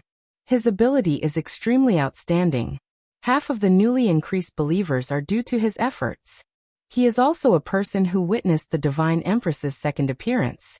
This subordinate wishes to promote him to the position of yellow-clothed emissary. What does the empress think? For such a small matter, you can decide for yourself. As for the assembly of heroes, continue to pay attention to it." After saying these words, the middle-aged Taoist nun floated away. The purple-clothed man bowed and said, respectfully sending off the Empress. I and you will share the same bed as you and we will die in the same hole. The young imperial censor called Wuxia was humming a tune he had just learned from a brothel. As he walked into the house, he saw his wife dressed neatly and about to leave with a maid. His expression changed and he hurriedly said, I am my wife. You can't continue fooling around with those people. The matters of Her Highness the Princess are none of our business. The woman opposite him waved her hand and said, I'm not going. Rui Workshop released a new perfume today. I'm going to take a look. Wuxia heaved a sigh of relief. As long as she wasn't going to ask for advice on behalf of the princess, it was fine. If she was going to Rui Workshop to buy perfume, then he would buy it. His eyes widened. There's a new perfume? The young imperial censor's face revealed a sorrowful expression. His salary had just been issued this month. Forget it. If she wants to buy it, then buy it. As long as she doesn't get involved in that matter, it's fine. Anyway, I like the smell of it. He could only comfort her like this in his heart. He squeezed out a smile on his face and said, Then, my wife, go early and come back early. Are you going to leave just like this? Never see each other again? The young imperial censor hummed a tune as he regretted his diminishing salary. There's a new show in the brothel? The woman didn't leave and looked at him as she asked. Oh yes. Wuxia turned around and nodded his head. What's it called? The woman asked again as she was about to board the carriage. Wuxia thought for a moment and said, I think it's called Peacock Flies Southeast. Yes, Peacock Flies Southeast. Wuxia nodded his head and said with absolute certainty. Note. The tune Imperial Censor One is humming is an excerpt from the opera Peacock Flies Southeast. Chapter 523. Have you been to the Jade Yard recently? No, what's wrong? Is there a new girl in the Jade Yard? There's no new girl, but there are a lot of new styles. It's a pity that you didn't go. Tell me, my husband went back to his parents' home today. I'll go and have a look tonight. Tsk, what the girls in the Jade Yard are wearing now is called seductive. Do you know they don't wear undergarments now? That's called bras. Oh no, I have to buy some for my wife. Li was a little stunned when he saw two young men deliberately raising their voices to discuss something on the street, attracting the attention of many people in the same field. Who hired these actors? Their acting skills were poor, exaggerated, and their lines were not deep at all. Could they be any more fake? When he was thinking about this, he saw a man suddenly came up and said in surprise, Brother, are you talking about the most popular new underwear in the capital recently? To be honest, I also want to buy a set for my wife, but I don't know where to buy it. Brother, I'm sure you're a kindred spirit. Then I won't hide it from you. The man who spoke just now smiled and said, Go straight along this road, turn left at the first intersection, turn right at the second intersection, and walk for another 10 feet or so. You'll see that shop. But only women can enter that shop. Brother, remember to bring your wife? Oh, thank you, brother. Thank you, brother. Young master, what are they talking about? Xiao Huan blinked and asked. Children shouldn't ask so many questions. Let's go and watch the play. Li said as he patted her head. I'm not young anymore. The servant girl lowered her head to look at herself and muttered. Then, she quickly followed after the servant girl. Seeing that more and more people gathered there, Li was surprised. The underwear reform was really carried out by her. But the marketing method was a little low. Maybe she would only realize it after suffering some losses. Passing by the shop mentioned by the man just now, he saw that the line of women outside the shop was already 3 to 5 feet long. Each of them was gorgeously dressed, and they were even throwing flirtatious glances at the men passing by, constantly urging the people in front of them to hurry up. At the door of the shop stood a woman who was even stronger than Fong. She was the one who blocked him outside the workshop and refused to let him enter. Just now, she had said that she might suffer a loss. She did not expect the shop's business to be so good. Her old face was burning with pain. She pulled Xiao Huan away quickly.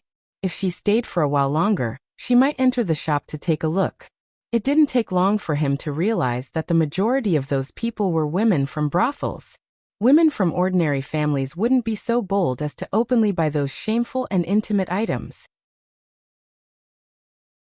The brothels probably had no choice but to improve their core competitiveness because of the jade yard.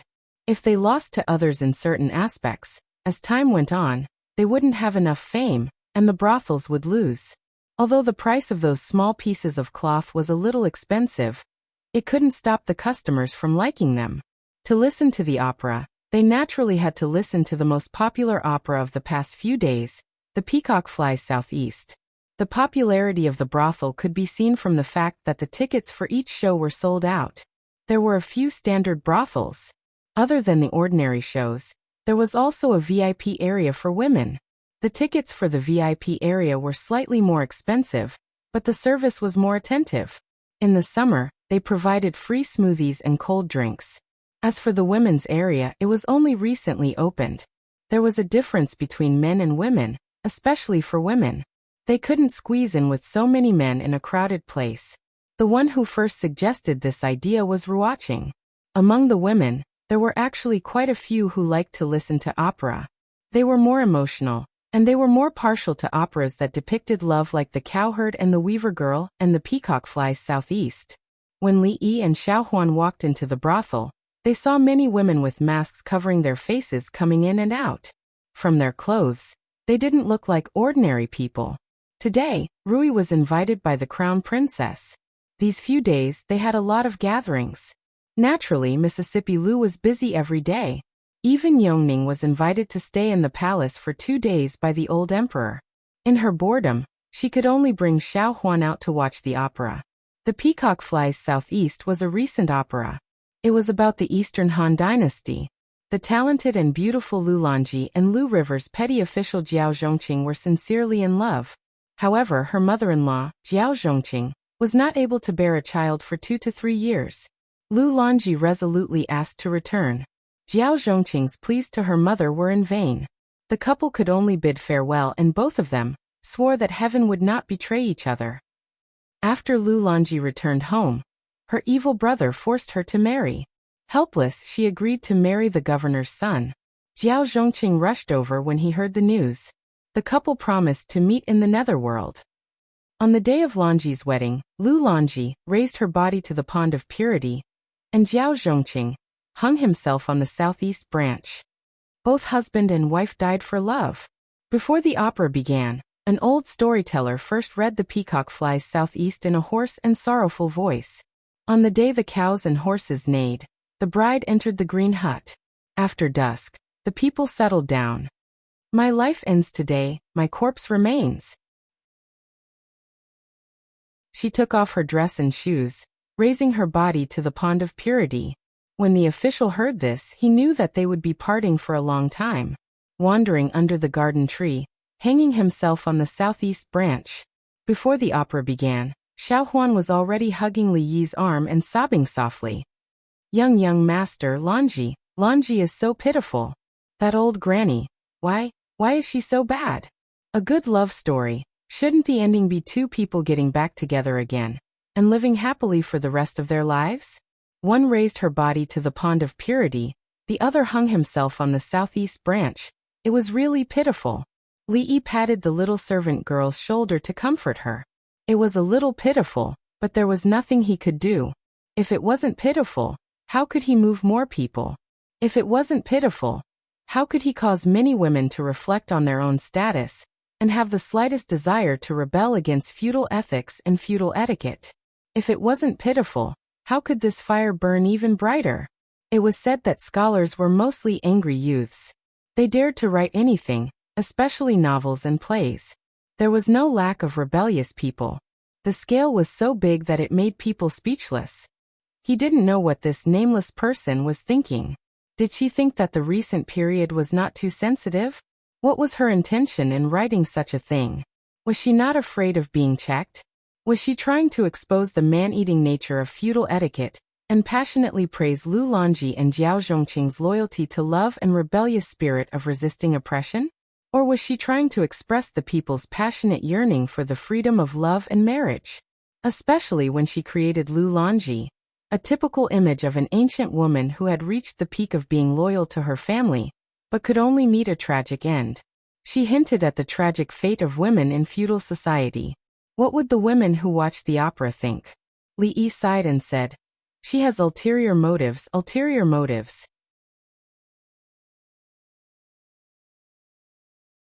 Chapter 524. The laws of the Jing kingdom did not convict people based on words.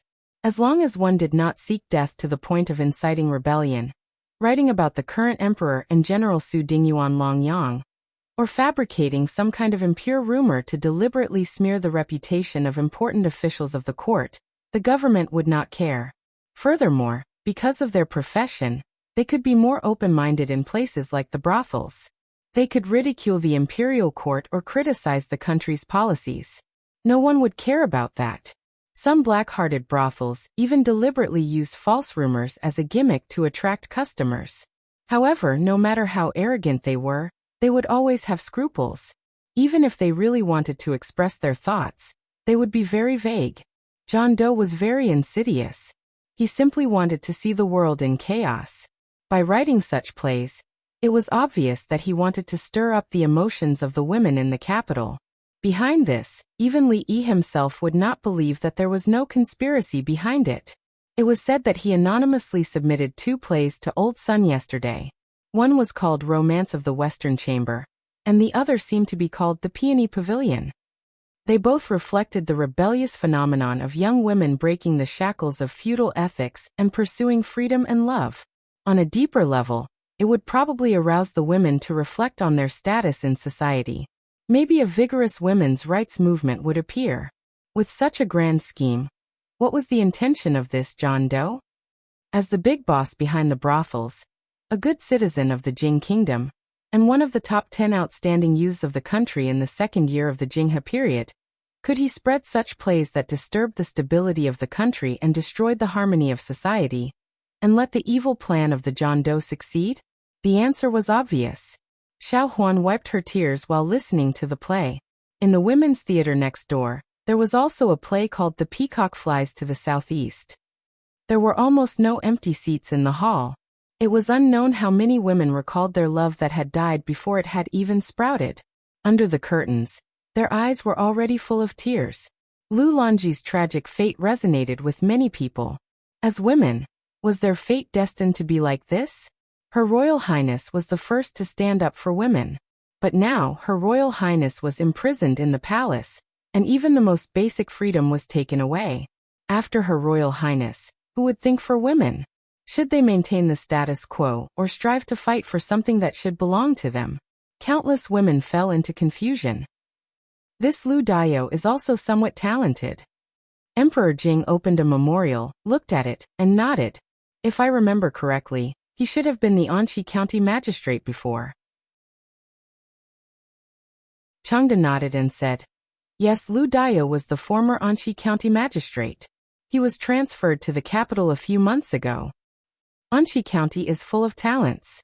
First, there was Lu Yi, and now there is Lu Dayo. County Magistrate Jing Lu." Emperor Jing boasted a little and said, "The court officials are good at making decisions on important matters and overseeing the overall situation. It is inevitable that there will be omissions in these areas." Although Li Yi had long reminded me, other than him, only Lu Dayo thought of this point. So according to what he said, this law will be enforced in Jingdo. In the other provinces and counties, the force will be slightly lighter. With that, he began to draft the edict. Suddenly, a figure walked in from outside the hall. Chengde opened his mouth and was about to speak, but the woman waved her hand. He immediately closed his mouth and left without a trace.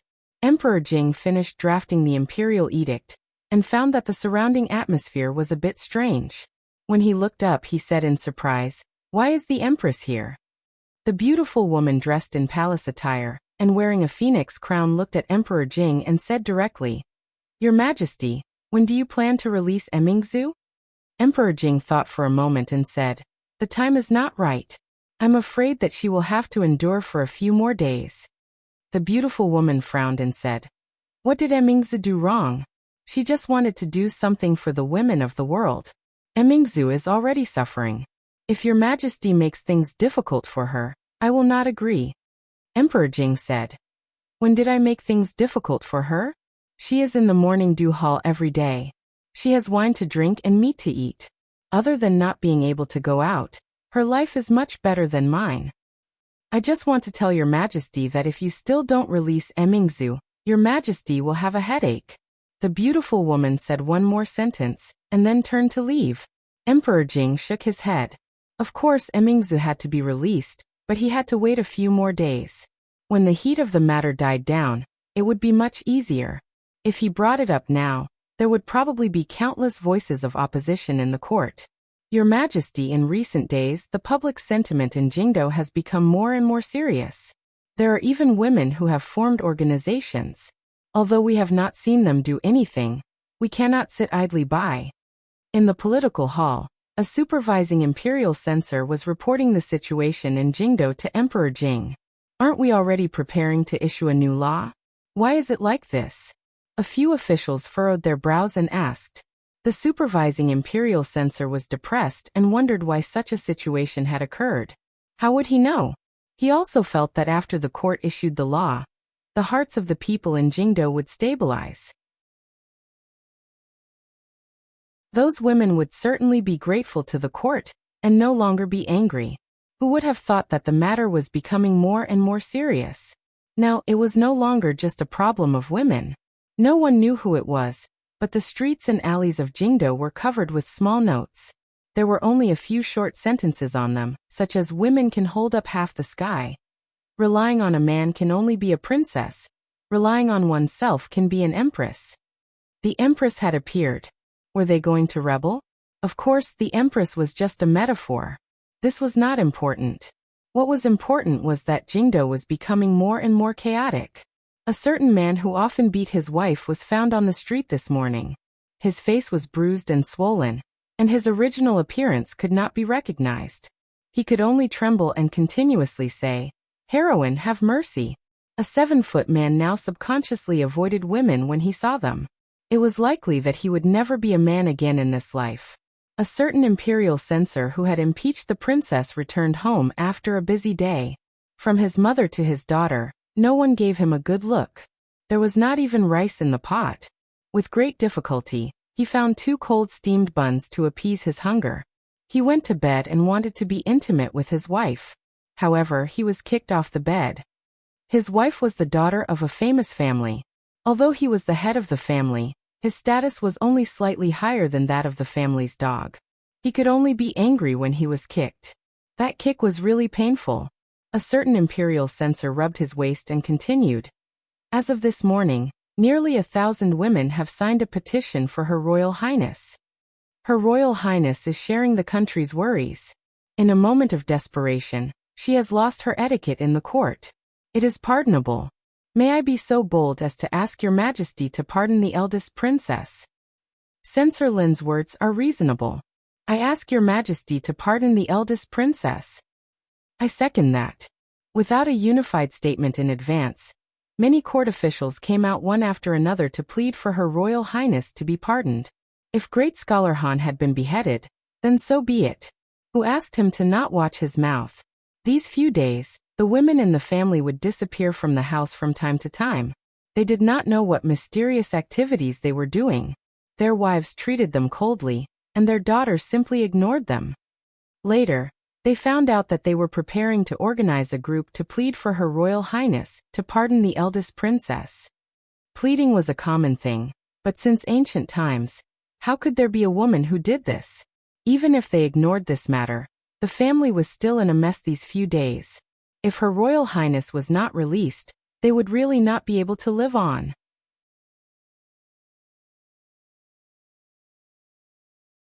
Chapter 525. Pardon the eldest princess? Emperor Jing looked at the officials below and said, although Emingzu is the eldest princess, she committed murder in the Golden Palace. If she is not severely punished, I'm afraid it will not appease the people. The censor who was elected as the representative by the censorate secretly felt bitter. His Majesty was using their previous words to slap their faces. But at this time he could only brace himself and say, the officials saw what happened that day with their own eyes. It was the great scholar Han who was in the wrong first. As an official, how can we be disrespectful to Her Highness? Her Highness is wholeheartedly serving the country. It is understandable that she was impulsive. Moreover, His Majesty has already grounded the eldest princess. I think that if we severely punish the eldest princess because of this, I'm afraid it will chill the hearts of the officials who serve the country wholeheartedly. Censor Lin's words once again drew the agreement of countless officials. It was really that this matter was far beyond their expectations. If it was someone else who committed murder in the Golden Palace, they would have been beheaded long ago. But the eldest princess was the eldest princess after all. Even if great scholar Han was really killed, no one would think that the eldest princess would pay with her life, let alone a strand of her hair. At most, she would be stripped of her title. With His Majesty's love for the eldest princess, it would not take long for him to find another reason to restore it. But no matter what, their attitude had to be set. If even the Golden Palace could be so easily dealt with, what was the use of the law? However, who could have expected that the public opinion was almost one-sided? If it was only the people, it was fine. Even the daughters of the wealthy and officials had a strong reaction to this. They joined forces to petition His Majesty to pardon Her Highness the eldest princess. Some daughters of the prestigious families had even set up an organization called the Women's Union. This Women's Union was different from the Poetry Society and the like. Its purpose was to solve the difficulties of women. In recent days, they had vigorously promoted the matter of late marriage and late childbirth in the capital city. To some extent, it had saved a lot of effort for the court. Although Her Highness the eldest princess was still grounded in the palace, she was the first president that they had jointly elected. These days, she had been going around for the eldest princess's matter. Even the officials had a headache. Every single one of these women had a powerful background. The Wang clan and a few other large clans, families of generals, a few princesses, and even a few ministers of the imperial court had people from their families. This was a force that could not be easily shaken. Since all of you have said so, Emperor Jing looked thoughtful and said, Changda, go to the Morning Dew Hall. You're out so soon? Li Yi looked at Her Royal Highness who was standing in the courtyard in astonishment. It seemed that the officials in the court were even more impatient than he had imagined. Women's Union? Emingzi looked at him and asked, Is it your doing? What Women's Union? Li Yi looked back at Li Xian and asked, You did it? Li Xian shook his head. He had indeed done a lot of things these days, including encouraging the Wang clan and a few other large clans and families of generals to unite to put pressure on the imperial court. But this Women's Union really had nothing to do with him. It's a new organization established by some women from influential families in the capital. They said that they wanted to unite and do something for women. They elected me as the first president. I'm considering. When Emingzi hesitated, Li Yi waved his hand and said, What else is there to consider? You don't know what kind of position you have in the hearts of the women in the capital. No one is more suitable than you for this position. The president of the Women's Union was the patron saint of all the women in the Jing Kingdom. She had a halo above her head. If she did more practical things for women, half of the world would fall to her side with a wave of her arm. Of course, it was impossible for her to start a vigorous feminist movement now. The concept of male superiority and female inferiority had been deeply rooted and could not be easily changed. In fact, even those women themselves, under the inspiration of the unknown man with ulterior motives, could only have some vague ideas in their hearts and could not be grasped. The establishment of the Women's Union was such a result. They still did not know the direction. They only knew that by doing this, they might be able to slightly change something. They did not dare to think about it before, and had never thought about it. Now Her Royal Highness stood up and led them to take a big step forward. Maybe they could take a few more steps in the future. Really has nothing to do with you? Emingzi looked at Li Yi with a face full of doubt. I swear, it's definitely not me. Li Yi raised 4 fingers and pointed to the sky. If this really has anything to do with me, let me. As he spoke, he looked at Her Royal Highness. After a long time, he put down his slightly sore arm, looked at Emingzi and asked, Why didn't you stop me? This was definitely not right. Logically speaking, when he was about to swear, Her Royal Highness should not have quickly covered his mouth and said with a touched face, "Enough, I don't need you to swear, I believe you." "Go ahead, I'm listening." Her Royal Highness crossed her arms and looked at him. "Boring." Li shook his head, stood up, and walked to the indoor playground at the side. Hey Li Bingning, can't you just sit there quietly? Why are you playing the slide? Come down." Mingzu looked away from Li Yi's back and looked at Li Xian. Li Xian spread out his hands and said, "It's definitely not me, but in my opinion, there is no harm for you to be the president. At least, it will be more convenient for you to do things in the future." After thinking for a moment, Mingzu finally nodded. "Sigh, Detective Zhao. How can we stop singing just like that? The tickets have already been sold. The customers will have complaints." Inside the brothel, Old Sun looked at a man dressed like an official with a troubled expression. "Sigh, Old Sun, this is what the higher-ups want. We are just following orders." The official with the surname Zhao sighed and said, "The Imperial Court is already looking for that Wu. Say, why don't you think about it? At this time, can this kind of show still be performed?" Old Sun's expression changed and said, "Detective Zhao, we don't know either. It is not allowed by the Imperial Court. Moreover, we bought it from someone else." I know. In all of the brothels in the capital, only you have the most conscience. You never spread rumors. Last time, in the case of Deputy Mayor Ma, it was you guys who helped to clear his name. Even the censorate praised you guys. The tile house in the west of the city, which was the first to perform this kind of show, has been completely sealed. Lord Lu specially instructed me not to make things difficult for you guys. Detective Zhao waved his hand and said, "Old Sun, don't worry, this matter is not your fault. If you want to blame someone, blame that Wu. I came to tell you that Romance of the Western Chamber, Peony Pavilion, and especially Peacock Flies Southeast, don't ever sing again." Got it. Old Sun nodded repeatedly. "All right, I will bring my brothers to other places to take a look." Detective Zhao waved his hand and turned to walk out of the brothel. Everything was fine. Why aren't we allowed to sing anymore? Old Sun shook his head in pity. The tile house in the west of the city has been sealed. We can just buy it. Forget it. We will talk about this in the future. That Mulan should start rehearsing.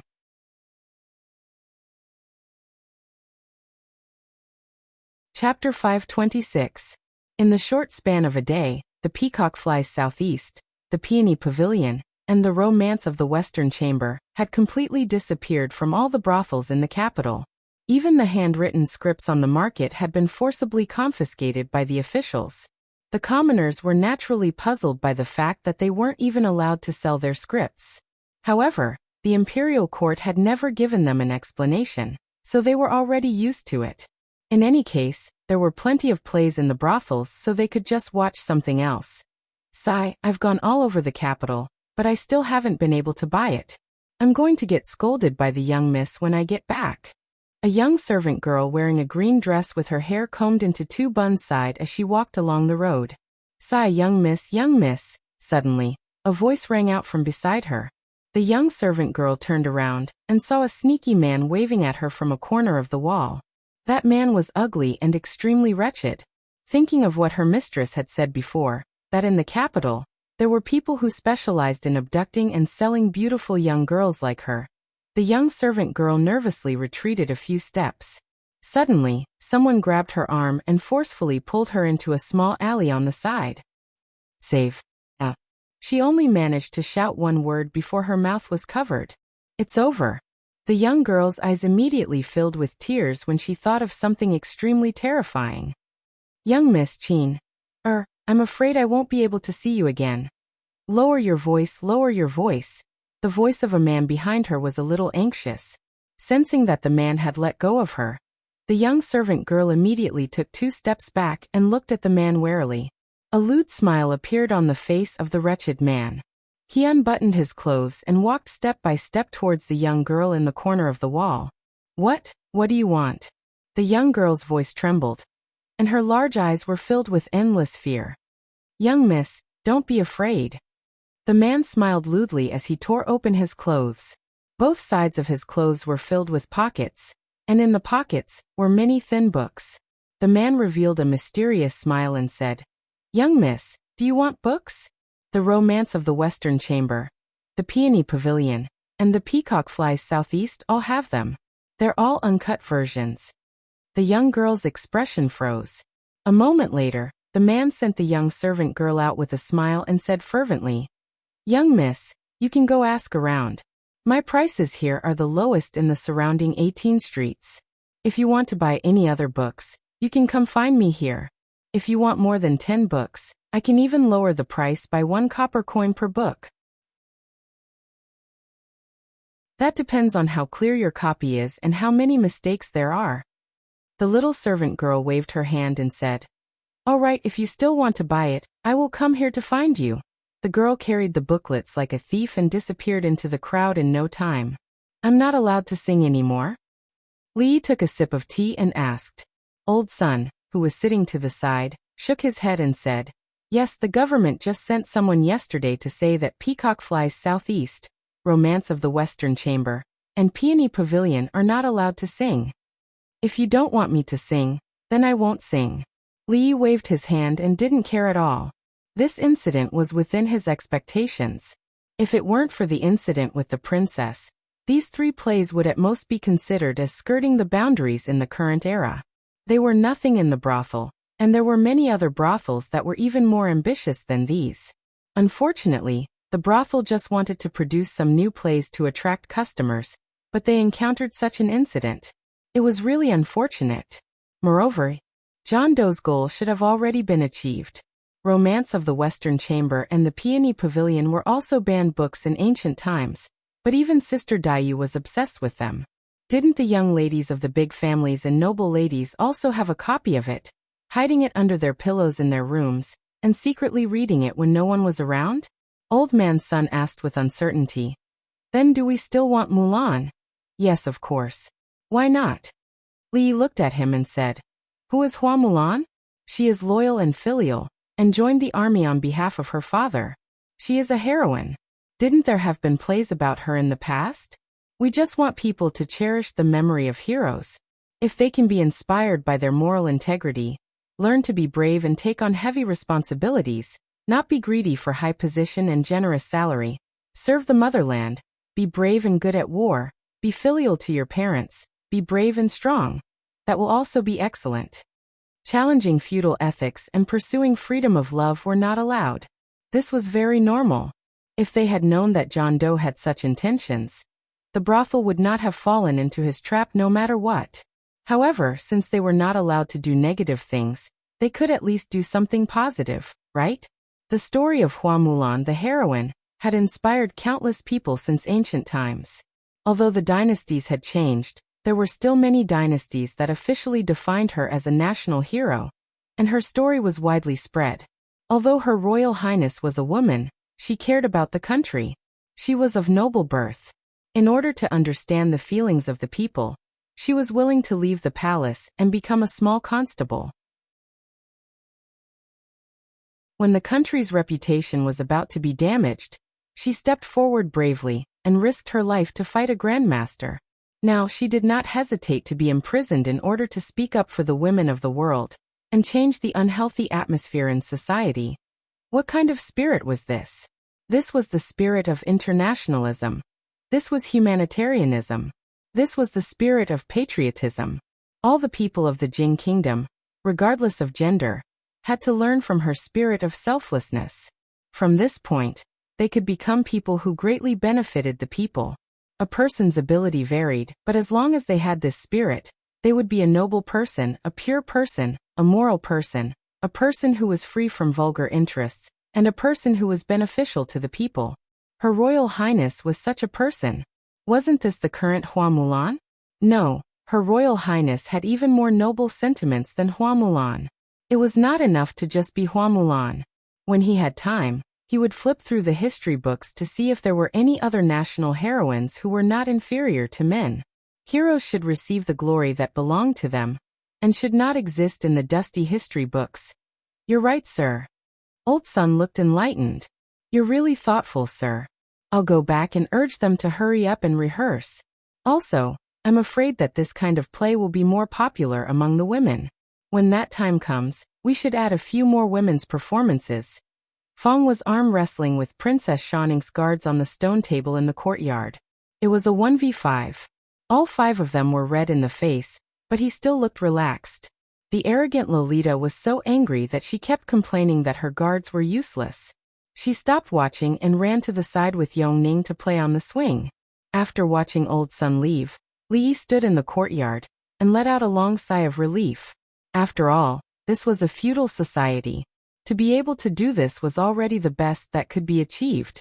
The concept of men being superior to women had existed since ancient times. With the development of history, the status of women became lower and lower. However, it did not fall in a straight line. There would always be some ups and downs. During the Tang dynasty, the status of women had reached its peak in the past few hundred years. Divorce was common. Not many people would criticize a woman for not following the virtues of a woman if she rode a horse and hit a ball in public. It was even more so in the palace. There were countless love triangles and quartet relationships. Of course, the elegance of the women of the Tang dynasty was not something that the women of the Jing kingdom could envy. However, they were still the continuation of the Tang dynasty, so they could always inherit some of the style of their predecessors. This was especially reflected among the nobles. In recent years, the emperor had deliberately supported the poor students and weakened the influence of the rich families in the court.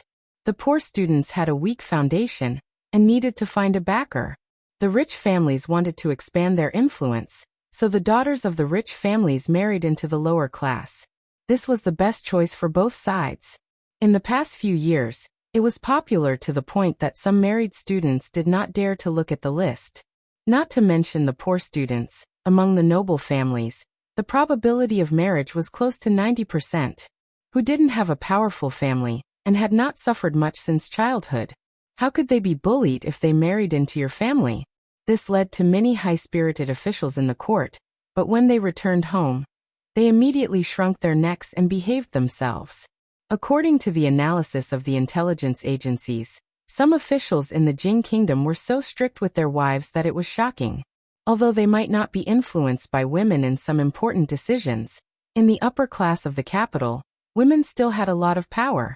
Li didn't expect them to be able to completely subvert the tradition and start a revolution, to lead the women of the Jing kingdom to become the masters, to suppress the men under their bodies. This was impossible. Of course, it was still possible under special circumstances. What's more, the purpose of the nameless man was not to start a vigorous women's rights movement from the beginning. The seed had been planted. Who knew what would happen in the end? Maybe it would be strangled as soon as it sprouted. Maybe it would grow into a towering tree. But no matter what, there would be some changes. He would leave the rest to Her Royal Highness. To him, this matter had completely come to an end. Li shook his head and stopped thinking about it. At a certain moment, he inadvertently glanced over, and his expression changed. Li Bingning, come down. Who allowed you to climb the tree?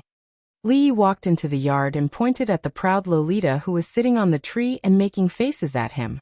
He said angrily, "If you don't listen to me, I won't take you out to play anymore." The proud Lolita stuck out her tongue at him and waved a bird egg in her hand.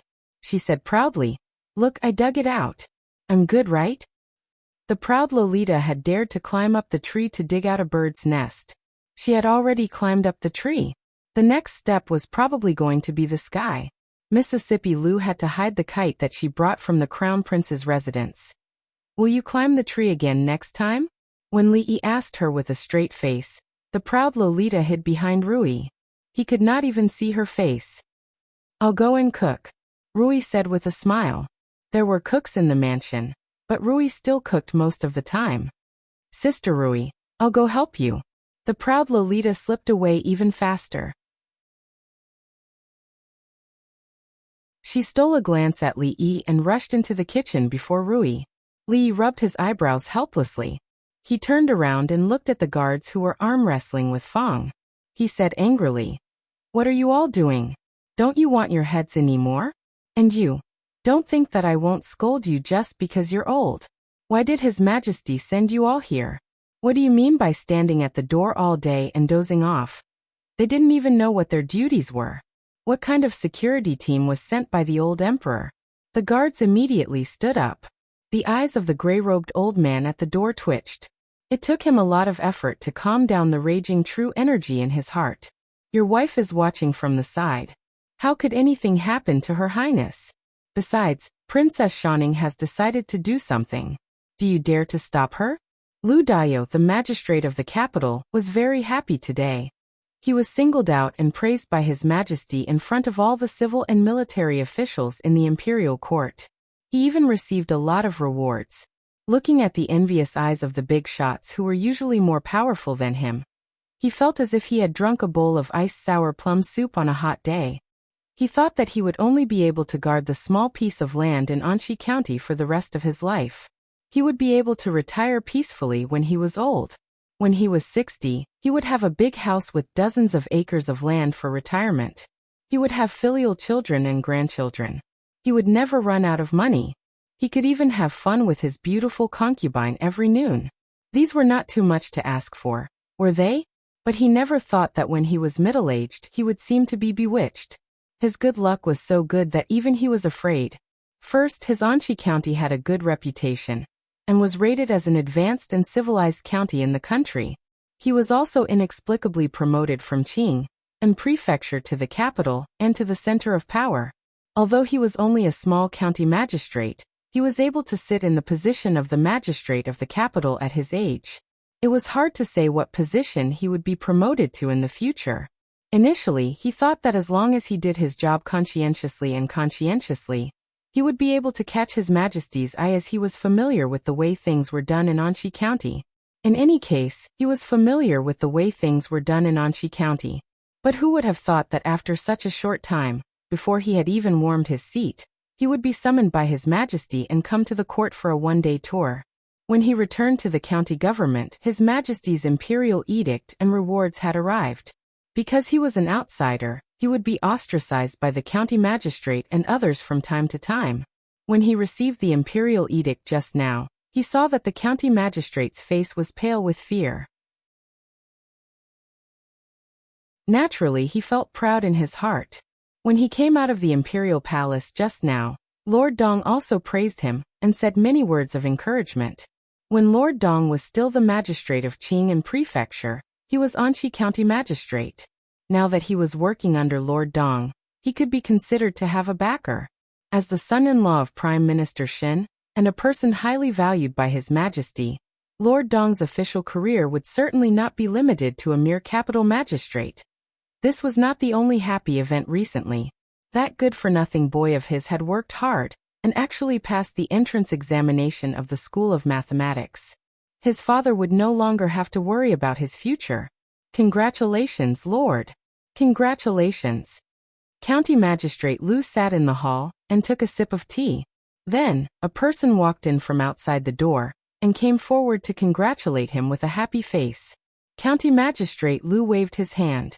Although this detective Zhao was far inferior to Lu Yidong, he was exquisite and could be considered a talent. He was one of the few confidants he had. County Magistrate Lu asked, "How is it going?" Detective Zhao immediately cupped his hands and said, "Don't worry, Lord. I have already gone to all the brothels in the capital. There are no more brothels performing those plays. The handwritten copies sold on the streets have all been brought back to be destroyed." County Magistrate Lu took another sip of tea and said, "The court has been paying close attention to this matter these days. You have to keep an eye on it. If there are any discoveries, do not let it go." "Yes, I understand." Detective Zhao revealed a hesitant expression and said, "Lord, although we have done a good job on the surface, there are still some people secretly peddling copies. They cannot be completely banned. Their movements are secretive, and it is impossible to completely ban them." "It is enough to do a good job on the surface," County Magistrate Lu said as he stood up. That nameless person with ulterior motives had used these sensitive dramas to incite the women of the capital, which was why the capital had been in chaos a few days ago. Now that Her Highness had been released from house arrest, even if those dramas were still being circulated in a small circle, They wouldn't be able to cause any more waves. County Magistrate Lu curled his lips as he walked out of the door. Those plays were a bunch of nonsense. They said that women should pursue free love, which violated the etiquette and the law. Fortunately, his daughter had been at home all the time and was not poisoned by those dirty thoughts. However, he still had to listen to the Princess Royal Highness. Yina was only 14 years old this year. He had originally planned to arrange a marriage for her this year. But now it seemed that it would be better to postpone it for another 2 years.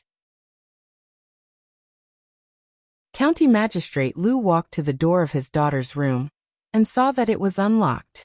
He wanted to knock on the door and enter, but he saw his daughter leaning over the table and not moving for a long time. "Yinner, what are you doing?" He walked in and asked with some doubt. Father, why are you here?" Hearing the voice, the girl's expression changed and she hurriedly closed the book in her hand. County Magistrate Lu glanced at the book and saw the 3 big words, "Romance of the Western Wing," on the cover.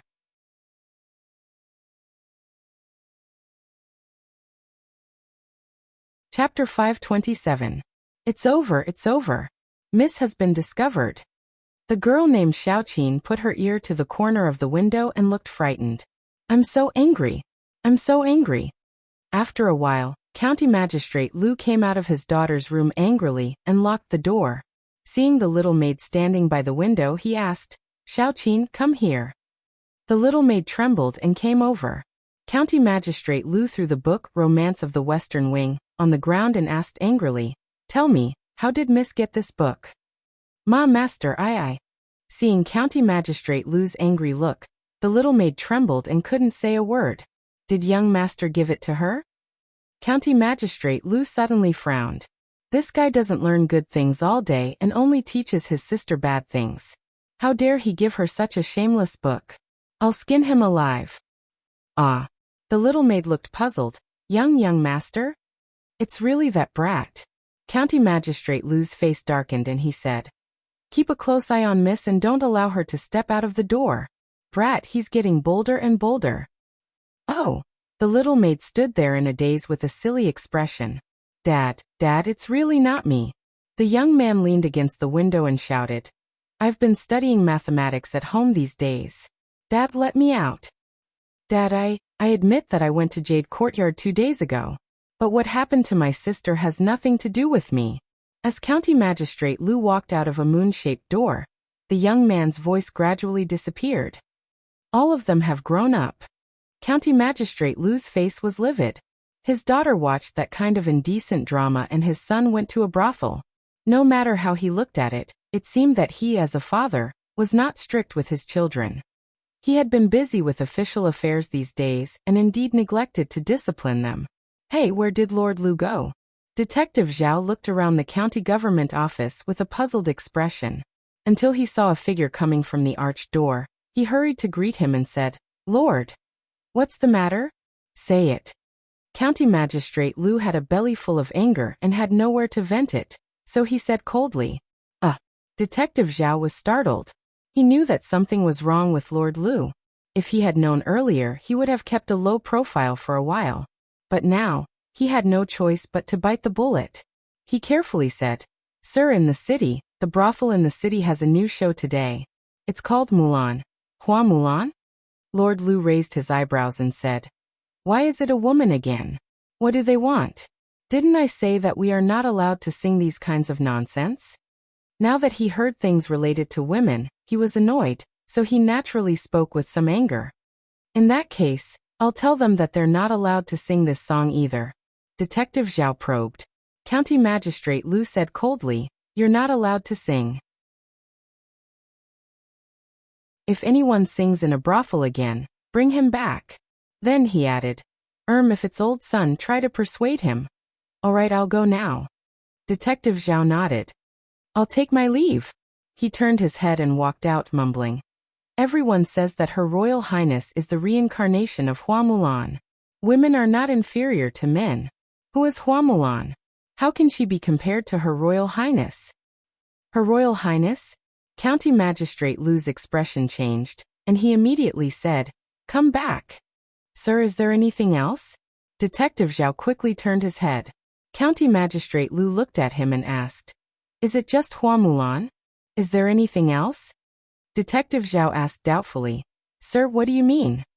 County Magistrate Lu looked at him and asked, "Is there anything about eloping, drowning in the river, adultery, freedom of marriage, or anything like that?" Detective Zhao thought about it and said, "I don't think so. That Hua Mulan is a heroine.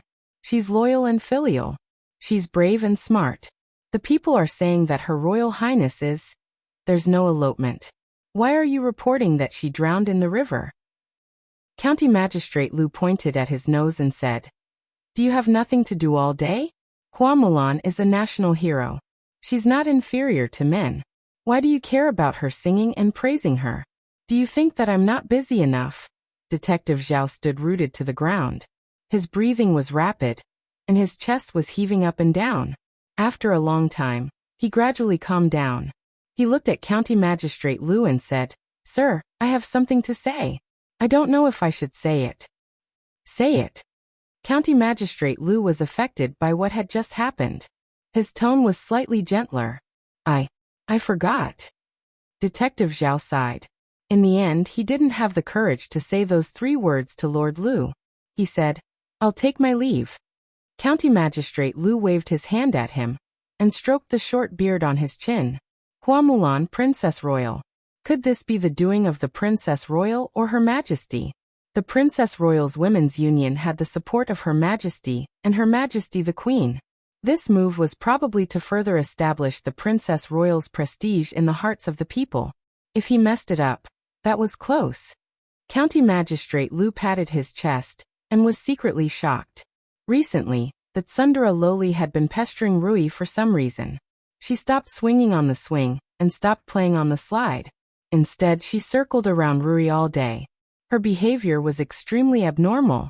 It was not easy to get rid of her. Only then did he have time to spend alone with Rui. Before he could walk over and talk to her, Mississippi Lu stood at the door and coughed softly. She looked at Li Yi and said, "Can you go out for a while? I have something to say to my sister." One Tsundere Loli had just left, and now another one was here to cause trouble. Li Yi glanced at her and said with some dissatisfaction, "What is it that you can't say directly?" Leaning against the door, Mississippi Lu crossed her arms and stared at him. After a while, Li Yi and Tsundere Loli squatted in the yard. There was a simple chessboard drawn on the ground. "Let's make it clear in advance. This time, your elephant can't fly, and the mouse can't drill into the ground." Tsundere Loli looked at him and said warily. A disdainful expression appeared on Li Yi's face. Was it necessary for him to use Dumbo and the gopher to play chess with an 11-year-old girl? Through the messages between the brothels, the news of the upcoming Hero Assembly should have almost spread throughout the martial arts world. However, there is only 1 month before the assembly begins. It's still a little tense. Some people might not be able to make it in time. Mississippi Lu sat by the bed and said to Rui while looking at her. Rui thought for a while and said, "Then let's postpone it for another half a month. We have to wait until most people arrive." Mississippi Lu said hesitantly, "In this way, there will be a lot more expenses. If the expenses are not enough, we can withdraw money from home." Rui thought for a while and said, "The qualification for the leader of the martial arts world is limited to the heaven list. It should be able to save a lot of time and expenses." "Okay," Mississippi Lu answered straightforwardly. There were countless masters in the martial arts world. No one would have thought that the Hero Assembly that swept through the martial arts world like a storm these days, the biggest event in the martial arts world in the past few decades, was decided in this way. The qualification for the leader of the martial arts world is limited to the heaven list. It was this short sentence that caused the fight for the heaven list to reach its climax in the near future. The reason why this decision was made was that it could save time and expenses. "Sister, are you really not planning to?" Mississippi Lu raised her head.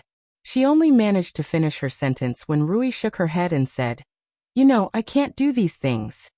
Mississippi Lu did not speak again. The decisions regarding the Hero Assembly had always been made by her sister. No matter how one looked at it, she was the most suitable person to be the leader. However, She did not have any thoughts about this position that countless people were fighting for. She looked outside the door and shook her head. The two of them were becoming more and more alike. I won. The proud loli stood up with a proud face. If you don't act shamelessly, you won't be able to win against me.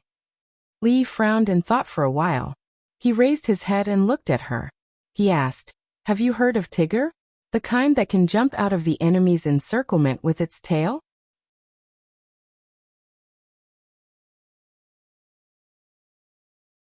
Chapter 528. Have you heard of Tiger? The proud girl paused and asked Yongning, who was standing beside Li Yi. Yes. Yongning nodded. Winnie the Pooh Tigeriere. I've heard of them. I'm done. You two teamed up to trick me. The proud girl walked angrily into the room. Royal sister, I didn't. I've really heard of them. If you don't believe me, I'll draw them for you. Yongning glanced at Li Yi and followed. It was very pitiful for her royal sister to not even know about Pretty Goat. Now, she had not even heard of Winnie the Pooh and Tigger. To her, this was unimaginable. Li shook his head. She was done playing so soon. He still had a howling celestial dog that could eat an elephant that he had not sent out. Jingdo was under the feet of the emperor. Any strange movement was under the court's watch and would never cause too much trouble. The chaos in Jingdo caused by the eldest princess's incident did not last for long. Under the heavy pressure of the court, it gradually calmed in the following days. In the Jingdo brothels, peacock flies to the southeast was no longer heard of. On the market, it was also difficult to buy Romance of the Western Chamber and the Peony Pavilion, which had already been listed as banned. However, in a woman's boudoir that was difficult for outsiders to enter, there were a few thin books under her pillow and mattress. She would only read them in the quiet of the night. Sometimes her face would flush, and sometimes she would cry. There were also ghost-like figures wandering around the streets and alleys. Their eyes darted everywhere, fearfully avoiding the officials. If they saw a young woman poking her head out on the street, they would carefully approach, pull open a slit in their clothes, and say in a low voice, "Girl, do you want the excellent edition of Romance of the Western Chamber, the Peony Pavilion? 10 copper coins a copy, honest with all ages." The Women's Union, which had made a lot of noise, did not make any big moves after His Majesty lifted the eldest princess's confinement. They only made a lot of efforts to help the court carry out the new policy of women's marriage. Not only did they get a lot of praise in the court, but their influence among women was also growing day by day. The imperial court still did not give up on the investigation of John Doe. This kind of person who had ulterior motives and incited public opinion was really hateful. If they did not control him, he would probably cause more trouble in the future. Of course, none of this had anything to do with Li Yi. These days he was quite idle. Her Highness the eldest princess was busy with other things. Naturally, the frequency of the Tsundra Lolita leaving the palace could not be too frequent. Although this caused his super invincible celestial dog to not have a place to use it, every few days, he would go shopping with Ru Yi, listen to plays, and play with Yongning and Xiaohuan. His days were rather leisurely. In the blink of an eye, it had been more than a month since Yongning left the palace. Whose child is that? Zheng Zimo asked Li Yi, looking at the little girl playing with Xiaochui and Yuzhu. A relative. Li Yi could only answer this way. Even the old mistress almost couldn't control herself when she found out about Yongning's identity for the first time. The fewer people who knew about this, the better. Moreover, for her, she preferred the life of an ordinary person at the moment. These days he would occasionally bring Yongning here. After all, the brothel was getting bigger and bigger. In addition to the capital, it had spread to countless states and counties. The speed of its expansion was astonishing. As the mastermind behind the scenes, as the shopkeeper, as the behind-the-scenes shopkeeper, he naturally couldn't ignore everything. In fact, the interior of the brothel had been divided into various departments. Old Sun was only responsible for singing, acting, and the like. Wan Ruoqing mainly focused on the business under the brothel. Zheng Zimo, as the chief designer and general manager of the new lingerie, decided what the women who walked in front of the trend wore, and how they wore it. In the details, Li Yi could no longer tell them what to do. As long as he could ensure that there were no mistakes in the general direction, he could let them do whatever they wanted. Of course, today's brothel naturally had more than what was on the surface. The complicated intelligence organization, the Lu Second Young Ladies Lu Alliance, and the Chivalry Ranking Board, which had a strong appeal, were all part of this huge organization. By then, that small shack had become so big that no one could ignore it. Yongning walked over from afar and fed a piece of osmanthus cake to Li Yi.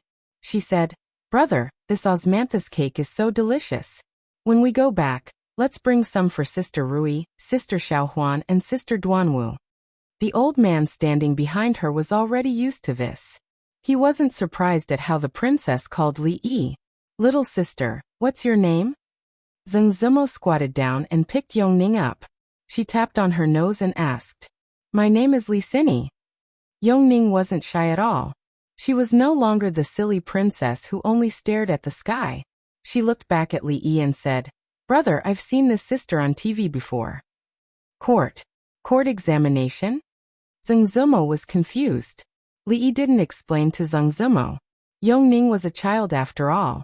Although he had warned her many times to be careful with what she said in the future, and not to tell others what she knew before, a 5-year-old girl would sometimes say whatever came to her mind. Even at home, there would often be such awkward scenes. Rui and Xiaohuan were already used to this.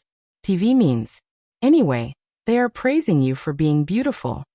Li thought for a long time, but couldn't come up with a reasonable explanation. He looked at her and said, "Children speak without fear. Don't take it to heart." Children's ability to distinguish was not very good. Perhaps they thought she was a character in a costume drama on TV. Actually, after hearing what she said, Li also felt that she was somewhat similar to a famous actress in costume dramas. Children speak without fear? Zheng Zimo was dazed for a moment before she understood what he meant. She gritted her teeth and looked at Li Yi coldly. "Let's go. I'll take you out to play." Zheng Zimo glared at him and walked out with Yongning in her arms. The gray-robed elder flashed and was about to make a move when Li Yi tugged at his clothes and said, "It's fine." Outside, Zheng Zimo was already playing on the swing with Yongning. Li Yi held his chin with one hand. He still didn't see the underwear show he wanted to see, but he saw many pictures of the latest styles. Miss Zheng was Miss Zheng after all. She bought all the underwear of the women in the brothels in the capital. Although it was far from replacing the underwear, she had actually started the underwear business at the same time. The underwear shop had now become famous in the capital. Until now, although the women in the brothel were the most buying, there were already some bold women who had begun to test the market, especially in the shop with slogans such as, "It's good to be a woman." Slogans such as, "Even the birds and geese sink," and "The moon and flowers blush in shame," all because I'm standing up for you. And what's holding up isn't yourself, it's his heart, were sent out and circulated among the women. When he took out these advertising slogans, because he looked at Miss Zheng a few more times, she threw a few pillows at him. Of course, even if this kind of underwear was still a bit conservative, very few women would wear it. The pleasure of the couple in the bedroom was one thing, but most of them would secretly try it on at home. After all, no one wanted to lose some of the characteristics of a woman after a few years. No matter what, this was for the sake of women. Li drank a cup of tea to moisten his throat. Just as he was thinking about whether to use the Princess Royal's power to help with the publicity, he heard singing coming from outside. Zheng Zimo had been trained as a pillar since she was a child. She was proficient in the 4 arts, and naturally, her singing was also good. Li Yi had heard her sing a few times. Her foundation was very good. However, which prostitute could sing, "Don't look at me just a sheep? Don't look at me just a sheep. The green grass becomes more fragrant because of me. The sky becomes bluer because of me. The white clouds become softer because of me." The voice was crisp and beautiful, extremely pleasant to the ear.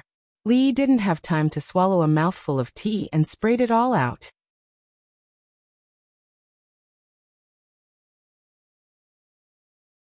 Chapter 529. She's an 18 or 19-year-old girl. Isn't it childish for her to sing such a song? Li shook his head. When he walked into the yard, he heard Zheng Zimo's maids, Xiao Chui and Xiao Zhu, whispering. What happened to that Chen from last time? Xiaozhu glanced in the direction of the swing. Seeing that Zheng Zimo wasn't paying attention, she asked quietly.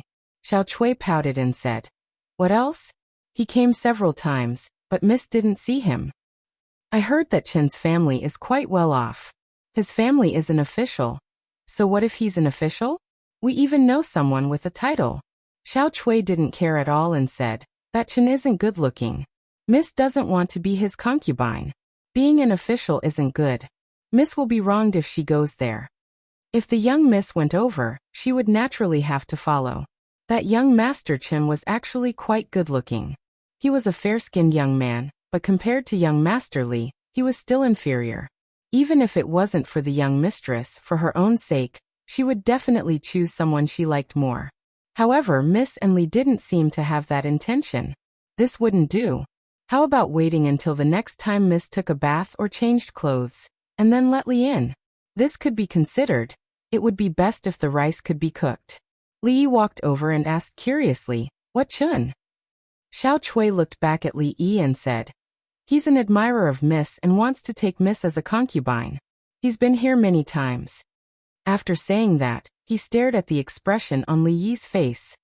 "Concubine?" Li Yi's expression changed. This wouldn't do.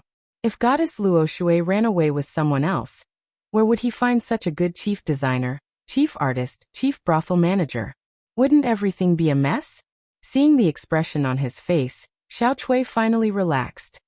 "What are you talking about?" Zheng Zimo walked over with Yongning in her arms. "I'm talking about Chun," Xiaozhu said immediately. Zheng Zimo panicked for some reason. She looked at Li Yi and shook her head. "Why are you talking about him? He has nothing to do with us." "Exactly." Li Yi nodded and said in complete agreement. "A woman is 18 years old. Even the imperial court has said that it is most appropriate for a woman to talk about marriage after the age of 20. By the way, what is the background of that Chen?" Xiao Chui thought for a moment and said, "In Chen's home, it seems like there is some kind of minister-counselor." "What kind of wolf is a squire wolf? Does it bite people?" Xiaozhu asked suspiciously. "Minister-counselor?" Li Yi shook his head and said, "How can a mere minister-counselor be worthy of your miss? The son of the minister-counselor is even more unworthy. The next time he comes, tell him to wait until he dismisses the Minister of Rights and takes the seat himself before we discuss this matter." Xiao Chui nodded vigorously. Zheng Zimo looked at him. Although his words were pleasant to hear, why did she still have the urge to slap him? Zheng Zimo glared at him and said, "Bah! The Minister of Rights is already a third-rank official. How can you say something like this?"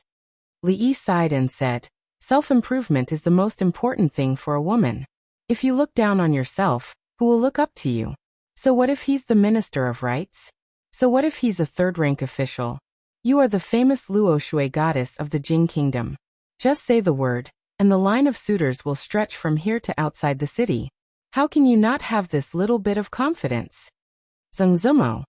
Li Yi waved his hand and said, "Don't worry, after today, I will arrange for a few more people to guard this place. If that Chun guy dares to disturb again, break his legs." "I haven't thought about marrying yet." Zheng Zimo glanced at him and said. Li Yi nodded and said, "That's right. As citizens of the Jing Kingdom, we must respond to the call of the country. Don't be in a hurry to marry." They came in a particularly relaxed mood, but they were a bit annoyed when they left.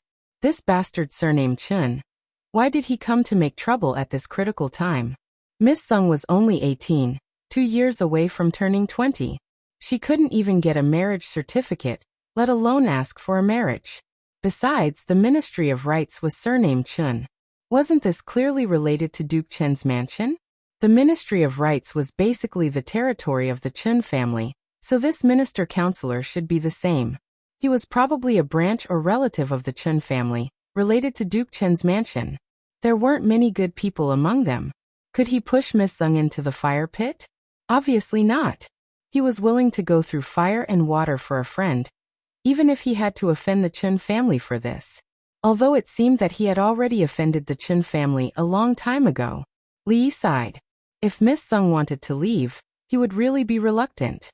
Although the two of them hadn't gotten along since the first time they met, they had gone through so many things together, not just because of her importance in the brothel and other places.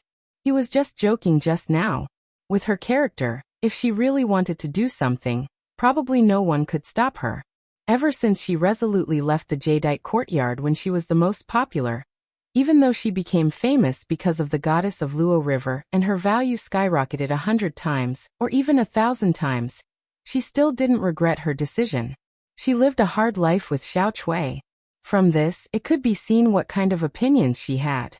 Of course, if she really chose to leave, Li Yi wouldn't stop her. Of course, he still had to stop her. He had to persuade her with love, reason, and profit. No matter what, he had to make her stay. No matter how selfish he was, he couldn't let her stay in the brothel for the rest of her life. That day would come eventually. Li Yi had a headache. Was there a way to completely solve this problem? Brother, I like that sister Zeng just now. On the road, Yongning suddenly turned her head and said while holding his hand. Li Yi squatted down and picked her up, letting her sit on his shoulder, and said, "Why does Cindy like her?" "She sings for Cindy," Yongning said while swinging her legs. Li Yi shook his head. Yongning's affection for Zeng Zimo wasn't, because she was willing to sing that kind of childish song for her. In her subconscious mind, she probably also regarded Zeng Zimo as someone familiar in her previous life. Even if she had only seen Zeng Zimo on TV, it was already precious to her.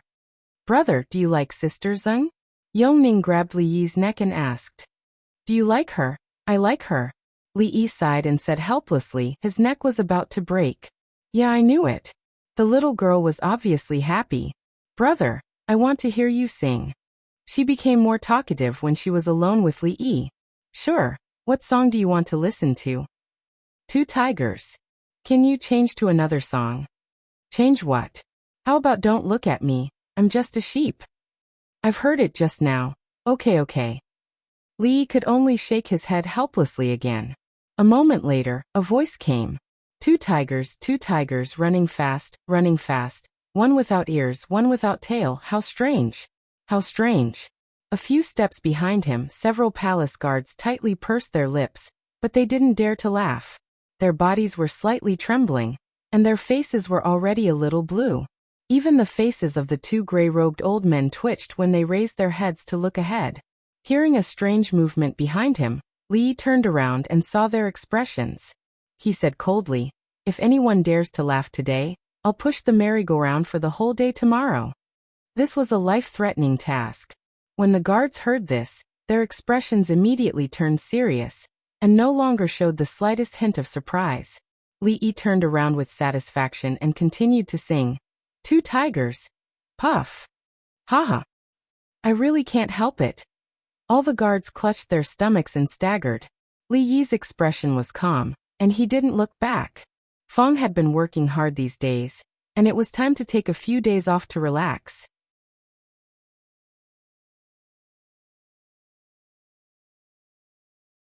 Chapter 530. Don't underestimate me just because I'm a sheep. The intelligence of a sheep is unimaginable. Xiao Huan hummed the song she had just learned to prepare for tomorrow's Mid-Autumn Festival. Ever since she could remember, she had always spent the Mid-Autumn Festival in the Stockade Village. First, she spent it with the master and the young mistress. Then it was only the young mistress and the young mistress. Then she had the young master. From then on, the Mid-Autumn Festival was different from before. Everything was good in the capital city, except that the moon was not as round as in Qing and Prefecture. She still remembered that the young master told them the story of Chang Yi flying to the moon last Mid-Autumn Festival. Of course, there were even more incredible things about the moon. However, it was fine that the moon was not round, but the key was that the son-in-law seemed to be very happy. In Xiao Huan's memory, the son-in-law was not that happy during the Mid-Autumn Festival, or the 15th of every month. So every few days she would feel a little worried. She did not know why there was such a change now, but change was always good. Ever since that little princess came to the house, the son-in-law had changed a little. Sometimes, she would have a sour feeling in her heart. Later on, she thought that she would soon return to the palace and live alone in a very big room. It must be very lonely. She did not know if she would be afraid to sleep at night. In any case, when she was that young, she did not dare to sleep alone thinking of this. She felt some sympathy in her heart, and the trace of jealousy in her heart also dissipated. Li Yi walked out of the room. He had just coaxed Yongning to sleep. Tomorrow was the Mid-Autumn Festival. Although he wanted to keep her, the old emperor would definitely not allow it. It had only been less than a month and a half, and the old emperor had called her back to the palace for 3 days. Rounding it up, it was 10 days. He had to postpone it for 10 days next month. Otherwise, he would suffer a great loss. Speaking of which, since coming to the capital, there had been a lot of messy things. It was only recently that he had completely relaxed. He really hoped that the days would continue like this. What King of Shu, what Chen family, what young Duke Qin, what Dianxia Academy. He didn't have to care about those messy things anymore. Yongning had just fallen asleep, Xiaohuan was busy in the kitchen, and Mississippi Lu rarely stayed out of the house. She was wiping her precious Qiushui in the yard. In the room beside her, the proud Lolita looked excited. She was talking with Rui. What a harmonious and warm scene. Sister Rui, can you let me marry Sir in the future? As soon as Li Yi stepped into the room, he heard the Tsundere Lolita pulling Rui's hand and saying this. The warm and harmonious scene was instantly shattered. Rui was stunned for a moment, then she chuckled. She really couldn't answer this little girl's joke. I'm not joking. The Tsundere Lolita was a little anxious and said, even if I really marry Sir in the future, Sister Rui is still a sister. I will be very obedient, just like now. I will always be younger than Sister Rui. Seeing that Rui was still unmoved, the Tsundere Lolita gritted her teeth and said, Too younger is fine too. At most, 1 younger than Sister Zeng that Sir secretly went to see. No younger than that. Sister Zeng? Rui let out a soft cry of surprise. She looked over the Tsundere Lolita. Sister Zeng. Mississippi Lu's Qiushui had already been wiped. She crossed her arms and carried her long sword in front of her chest. She stared straight at Li Yi. Li Yi looked in front of him, and then looked behind him. He had a feeling that the world was big, and there was nowhere to escape. Husband, if you really like that goddess Luoshui, then please bring her back. When there were only the two of them in the room, Rui looked at Li Yi and said, Husband, you don't need to worry about me. I'm not a jealous woman. Among the noble officials in the capital, which one of them is like you? I'm afraid that after a long time, there will be gossip. Li Yi raised his eyebrows. Who would dare to gossip? Moreover, I've been married to you for so long, but I haven't had a child for you or for the Li family. Rui's expression was a little gloomy, but her expression was very serious. That Miss Zeng can be considered talented and beautiful. She also has a good relationship with you. If she can enter the residence, I will feel better. Wife, don't joke. Li Yi looked at her and said with a smile. What do you mean by there will be a child? This kind of thing can't be rushed. Since the last time, she couldn't figure out Rui's routine. She and Rui were biological sisters. Perhaps their personalities were similar? According to Rui's personality, if he nodded slightly, the autumn water would be intimately touching his neck. He looked at Rui again and looked around. He asked suspiciously, Tell me, where is the sword hidden? After a while, Li Yi came out of the room. Looking at the tightly shut door, he gritted his teeth and said, Li Bingning, come out. Inside the room, Rui's hand subconsciously caressed her abdomen, and she sighed softly. After you leave the palace this time, don't cause any more trouble. Spend more time with those officials. For the rest of the time, stay in the residence. Don't interact with those shady people. In a luxurious carriage at the gate of the palace, a woman dressed in palace attire said to a young man, Sienna understands. The young man's face was slightly pale. He lowered his head and said yes. He got out of the carriage and got into another carriage. Back to the King of Shu's mansion. He said in a low voice. The carriage slowly started and gradually disappeared into the street. The capital is still the same.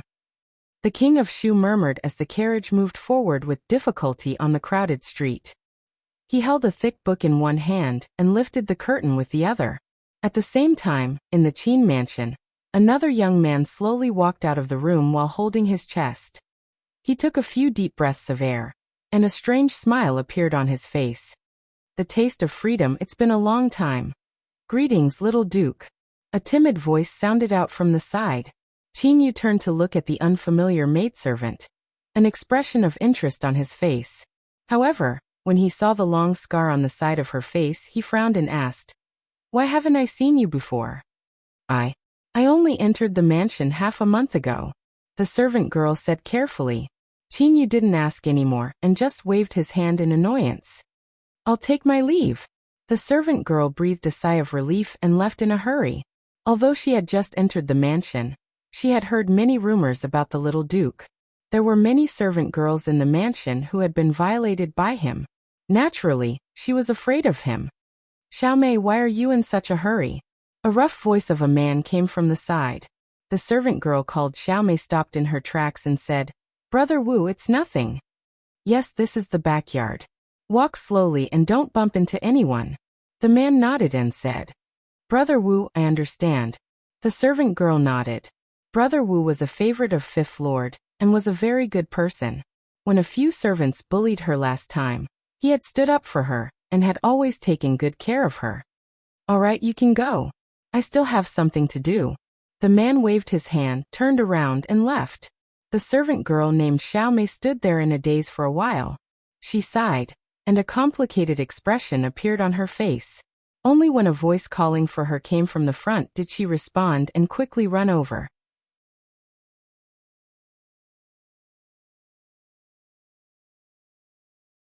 Chapter 531. Before the Mid-Autumn Festival, Yongning and the Tsundere Lolita were taken into the palace. Today was the second day after the Mid-Autumn Festival, and Yongning should be sent back in 2 days. Since the beginning of autumn, the weather has gradually become cooler.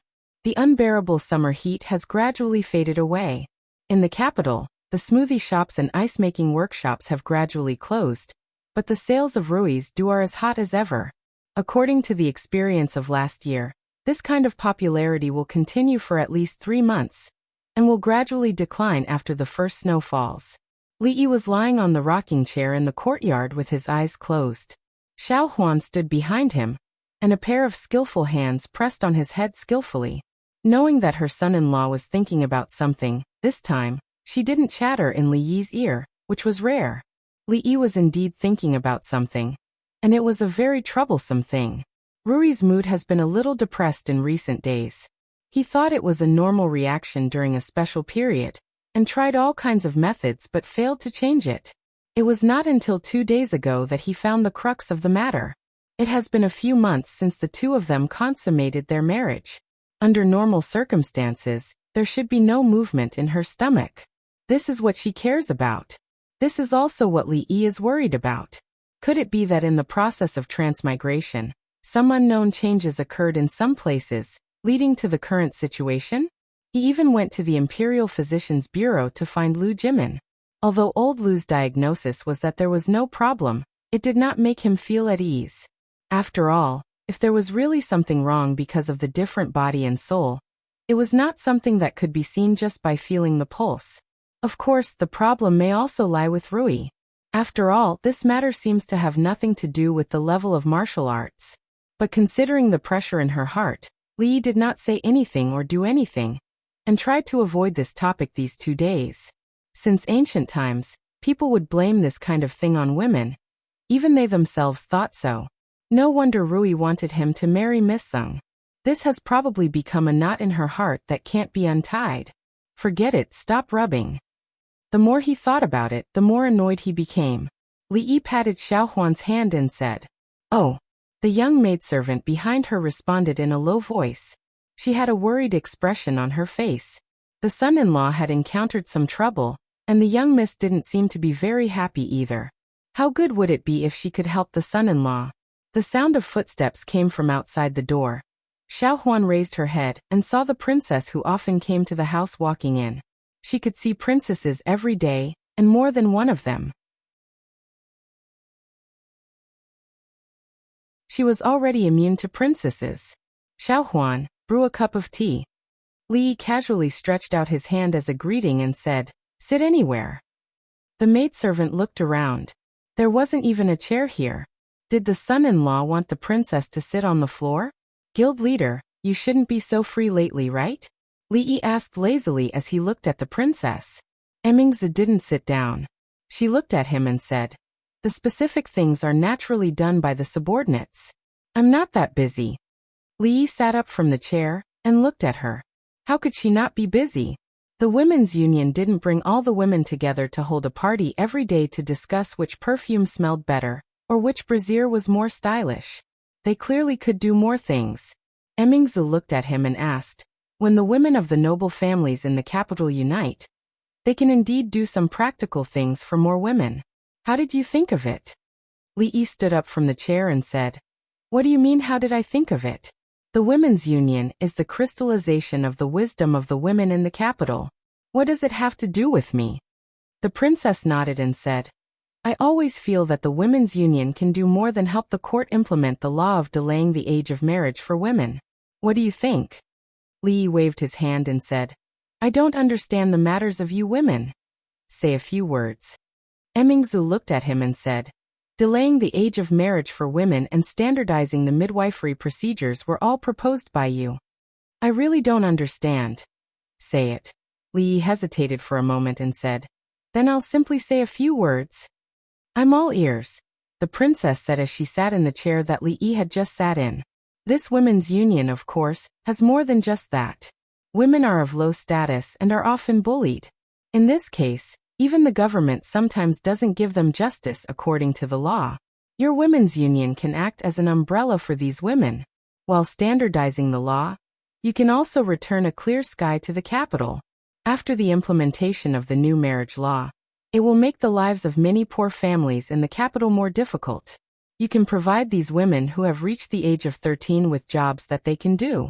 For example, embroidery, printing and dyeing, perfume workshop, soap workshop. These jobs are actually suitable for women so that they can support themselves and even the whole family. Open up a female school, pick out some talented women, and focus on training them. For example, female doctors, female accountants, female shopkeepers, female spies, female assassins, and so on. Our business will grow bigger and bigger in the future, so we can't do without these. Female spies, female assassins? Emingzi looked at him in surprise. What does this have to do with business? This is not important. Li Yi waved his hand and said, embroidery, printing, and weaving are more important. Let Li Xian improve the loom, and also improve the recipe of dyes. Don't make cloth, make clothes. Forget it, you don't need to worry about this. I'll arrange it. Women's school, you have to pay enough attention to it. Don't teach women's commandments. Don't read women's biography. Learn management, learn technology. 2 hours later, Li drank the tea that Xiao Huan brought over in one gulp and said, I'll just say a few words. Do you remember? Emingzi nodded, then shook her head and said, to do so many things, I'm afraid it will cost a lot of money. The national treasury is already tight. They won't use the extra money on these things. The imperial court? Li Yi curled his lips. If the imperial court wanted to interfere, he wouldn't agree to it. Li Yi looked at the princess and asked, are you short of money? Is Li Xian short of money? I'm short of money. I'm short of money. Emingzi thought for a while, then shook her head and said, not short of money. Li Yi asked again, since we are not short of money, why do we need to ask the imperial court? Does this matter have anything to do with the imperial court? Emingzi thought for a while, but still didn't understand what he meant. Why don't you say a few more words? Li Yi sighed and said, then I'll say a few more words. 2 hours later, the princess stood up and looked at Li Yi and said, I understand. Li Yi let out a long sigh of relief and patted her shoulder. With an extremely serious expression, he said, good luck, I believe in you.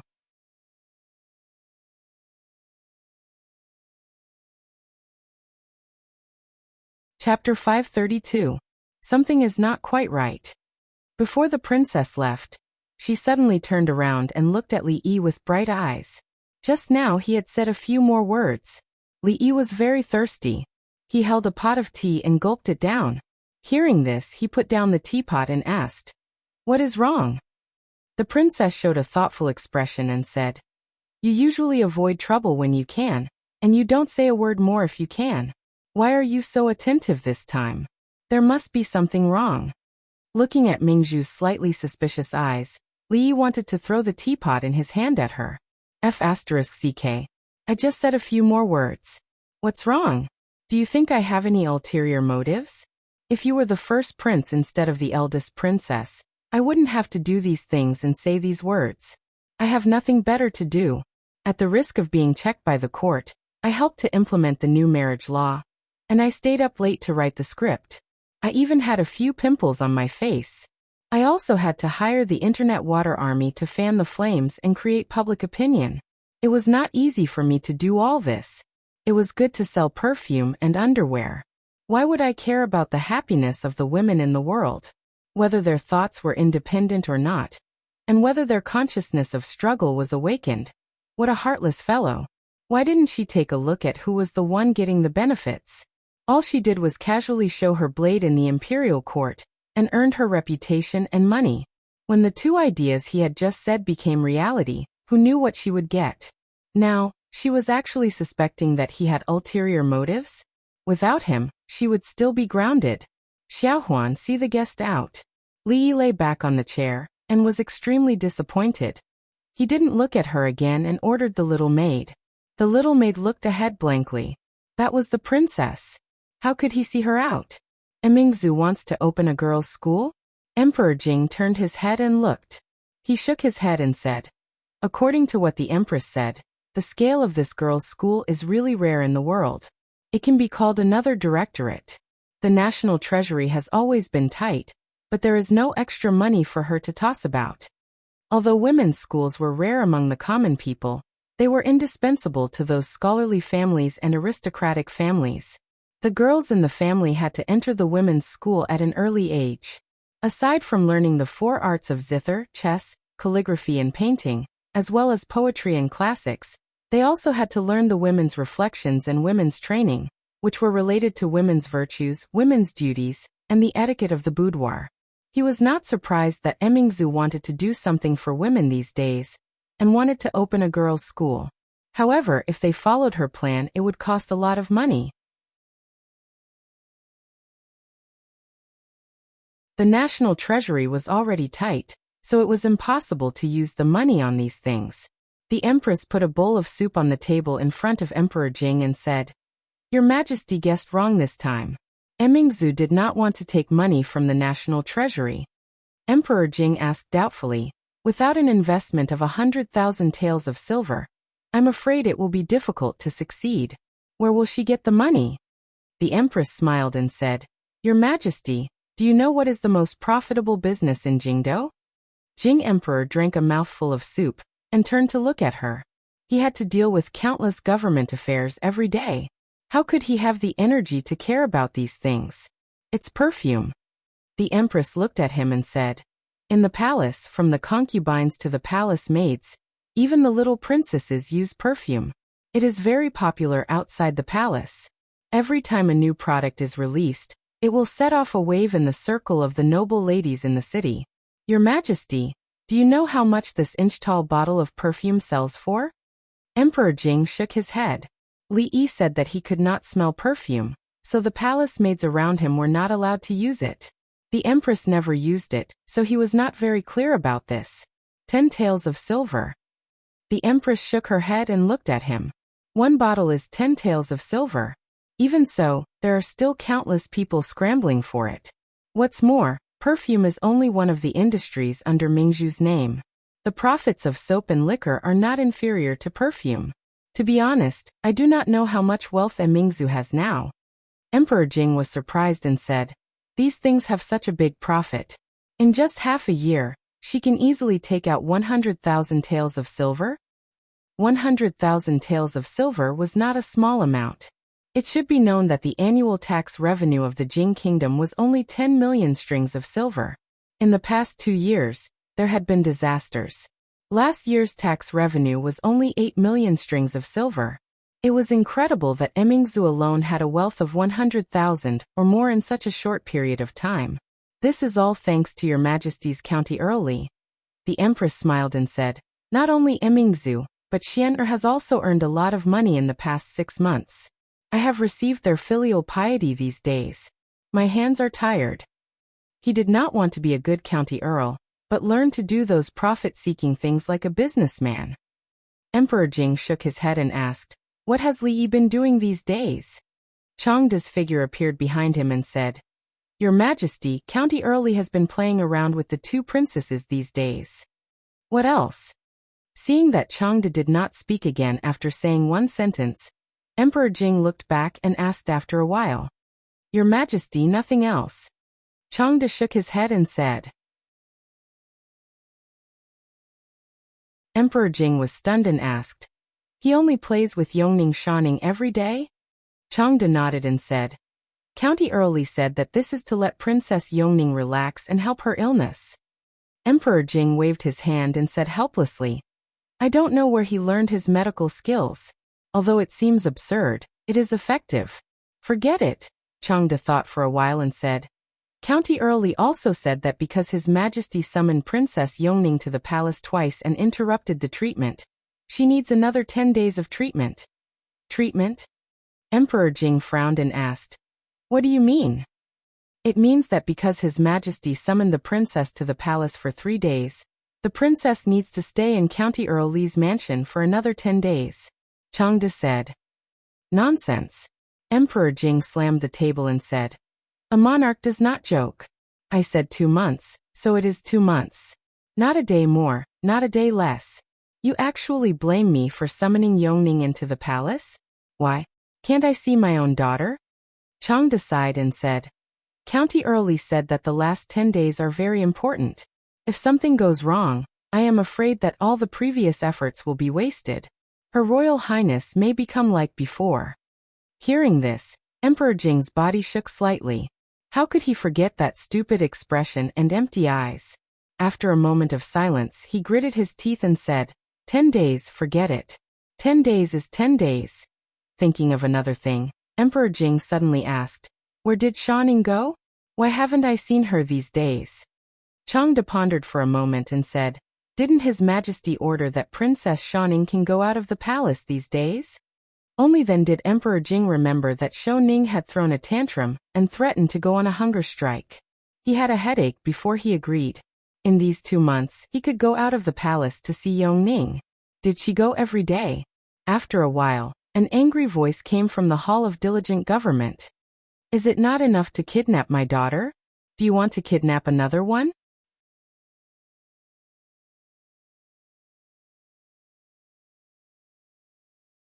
Chapter 533. Yongning's condition is more urgent. Should we add a few more courses of treatment?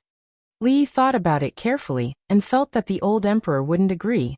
According to the information he got from Changda, it might be a big risk if he pushed it further. Forget it, it's better not to take this risk. After fooling around for 10 more days, there was still half a month left to squander. Yongning didn't realize at all that she would return to the palace in half a month. She ran in the yard, picked up the paper planes that had flown out, and let out a crisp laughter. Xiao Chui and Xiao Zhu were very depressed, because the distance the 2 of them flew with their paper planes was not as far as Yongning, not to mention that she was still a little girl. This made the 2 big sisters suffer quite a blow. Li glanced at them. It would be a miracle if they could fly past Yongning. He had found the method of folding paper airplanes from a book called Advanced Paper Airplanes Encyclopedia. He had accidentally glanced at it and saw it as Advanced Paper Airplanes Encyclopedia. He had wondered how such a book could be placed in the provincial library. Airplanes were also divided into high and low levels, and did it need to be taught? This is the account for the past half a month. Have a look. Zheng Zimo threw a thick account book in front of him. Yes, he was now at Zheng Zimo's place again. Of course, it wasn't because he wanted to marry Miss Zheng and have children. It was because Yongning insisted on pestering him to come over every time. In the past few days he had heard little bunnies be good, flying bugs, and where is spring? To be honest, seeing Yongning and Miss Zheng being so close, he actually felt a kind of sour feeling in his heart. So what if she was beautiful and sang well, Li tore 2 pieces of paper from the back of the account book and folded 2 paper planes. However, because the paper was too thin, they didn't fly very far. He was too lazy to do such a boring thing as looking at the account book. He reached out to grab a handful of melon seeds and asked casually, "Where is Ruoqing?" Seeing that half of the seeds in front of her were gone, Zheng Zimo silently moved the bag of seeds closer to her and said, "He went to the underwear store and will be back at night." Since yesterday, Yongning had said that she wanted to eat osmanthus cake several times. In fact, Li also wanted to eat it. With the same ingredients and the same method, the taste of the cake he made was far from the one made by Wan Ruoqing. Li always suspected that she had some ancestral secret that she didn't tell him. While looking at the latest lingerie illustration designed by Zheng Zimo, he was munching on melon seeds. Although the style was still a little conservative, it had a unique flavor. No wonder those men couldn't hold themselves back when they saw it. Li looked at the album and then looked at Zheng Zimo. He imagined a certain scene, and felt that he wouldn't be able to hold himself back if it were him. "Why are you looking at me?" Zheng Zimo subconsciously hid back. She always felt that Li Yi's eyes could see through her clothes, and see the purple underwear she was wearing today. It was an indescribable strange feeling. "I won't lose a piece of flesh just by looking," Li Yi said and rubbed his nose. Fortunately, it wasn't bleeding, but he didn't dare to look again. Once you started eating melon seeds, you couldn't stop. Li finished the one in his hand. When he reached out again, he found that Zheng Zimo was holding the bag in her hand and looking at him angrily. She looked at Li Yi and said, "That's all there is left." Li curled his lips. "Tisk, it's just melon seeds, and it's even the original flavor. It's as rare as anything." If he told her that melon seeds had 5 spice, cream, jujube, and cucumber flavor, wouldn't this woman go crazy? If it was in the future, he wouldn't want such disgusting melon seeds even if they were given to him. "Look, what's that?" Li Yi inadvertently glanced behind Zheng Zimo and suddenly widened his eyes. He said with great surprise, "Guanyin Bodhisattva has appeared." "What?" Zheng Zimo hurriedly turned around. When she saw the empty sky without even a single cloud, she finally realized something. Li Yi held the embroidered bag in his hand and ignored Zheng Zimo's murderous eyes. He pointed at a style of underwear and said, "This color can be a little more colorful, a little wilder." Zheng Zimo glared at Li Yi and stood up angrily. When she turned around and walked to Yongning, she immediately put on a smile and said, "Cinny, come here. Sister will help you fly." Okay. Yongning said happily. She looked at Li Yi and found that he had his back to her. She quietly ran to Zheng Zimo and whispered, "Shu Sister Tseng, come here. I'll tell you a secret." "What secret does Cinny want to tell sister?" Zheng Zimo squatted down and asked with a smile. Yongning looked at Li Yi again and whispered, "Last time I asked brother if he liked Sister Tseng. Brother said he liked her." Zheng Zimo was startled. She could roughly guess what the scene was like at the time. However, she still had a little expectation in her heart. She asked, "How did Cinny ask?" "Cinny first." Seeing the little girl's serious answer, Zheng Zimo shook her head. It was not much different from what she had guessed. However, he was probably just coaxing the little girl. How could he like her? She pinched Yongning's little face and felt inexplicably disappointed. However, she still smiled and said, "Come, sister will help you fly. By the way, why is this called a paper plane? What is a plane?" Yongning didn't answer this question. She said mysteriously, "Also, brother said last time that he wanted to marry Sister Tseng as a concubine and bring Sister Tseng home. What is a concubine? When will sister come home with us?" Zheng Zimo's body shook, and the smile on her face froze. The paper plane in her hand also fell to the ground. Li looked at Zheng Zimo walking back to the room with her head down. She didn't seem to be in a good mood. "It can't be, just because I ate a small bag of melon seeds?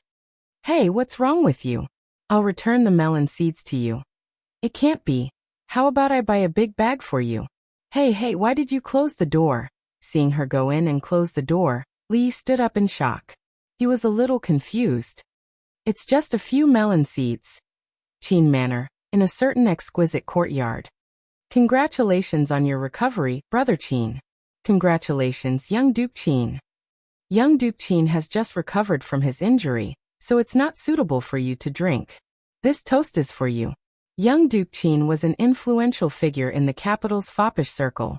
Not only was his status respected, but his luck was also different from others. He was violently beaten by Crown Prince Li Xian, slapped in the face by Li Xianzi, and grounded by Prime Minister Qin for half a year. It was not easy for him to end his grounding early. But in less than 2 days, he was seriously injured by a righteous man who saw injustice because he molested a woman on the street. Several of his ribs were broken, and he had been recuperating at home until today. Such a bumpy experience made those who saw it sad, and those who heard it cry. Everyone was watching with wide eyes to see what the next unfortunate thing that young Duke Qin would encounter would be. There were only 2 people who could sit at the same table as Qinyu. Cui Qinyu took a sip of wine and asked, "That thief still hasn't been caught?" Chen Lijun shook his head and said, "That person acted decisively. Before the officers arrived, he had already left the city. Although he left his name behind, for people like that, once they escape, it will be as difficult as ascending to the heavens to catch them again." "It's fine." Qinyu shrugged as if he didn't care much about this matter. He asked, "I heard that your highness also left the palace?" "Just 2 days ago." Cui Qinyu nodded and said, "With your highness's temper, why didn't you find trouble with that person?" Qinyu raised his eyebrows and asked, "You mean Li Yi?" Cui Qinyu glanced at him. The hand of a servant girl who was pouring wine for him suddenly trembled, and the wine spilled on the table. The servant girl with a long scar on her face turned pale, and hurriedly wiped it with her sleeve. Cui Qinyu frowned and said, Okay, put it here, I'll do it myself.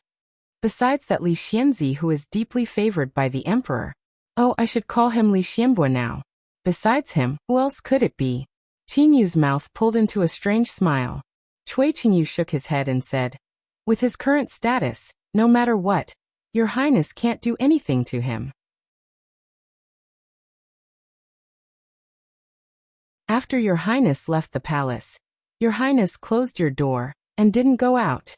I heard from the servants of the prince's mansion that your highness only read books every day and seems to have completely changed your temperament. Cui Qingyu's voice gradually became smaller. The servant girl with a scar on her face retreated to the back. She lowered her head and bit her lips. Her eyes were extremely complicated. You're tuning in to the Li Mei's Wuxia Whispers YouTube channel. We're so grateful for your support, and don't forget to subscribe to join us on this incredible journey through captivating stories. Your generosity through donations truly makes a world of difference, as it's the primary source of revenue that allows me to expand and enhance this channel for you. Thank you from the bottom of my heart for being a part of this adventure.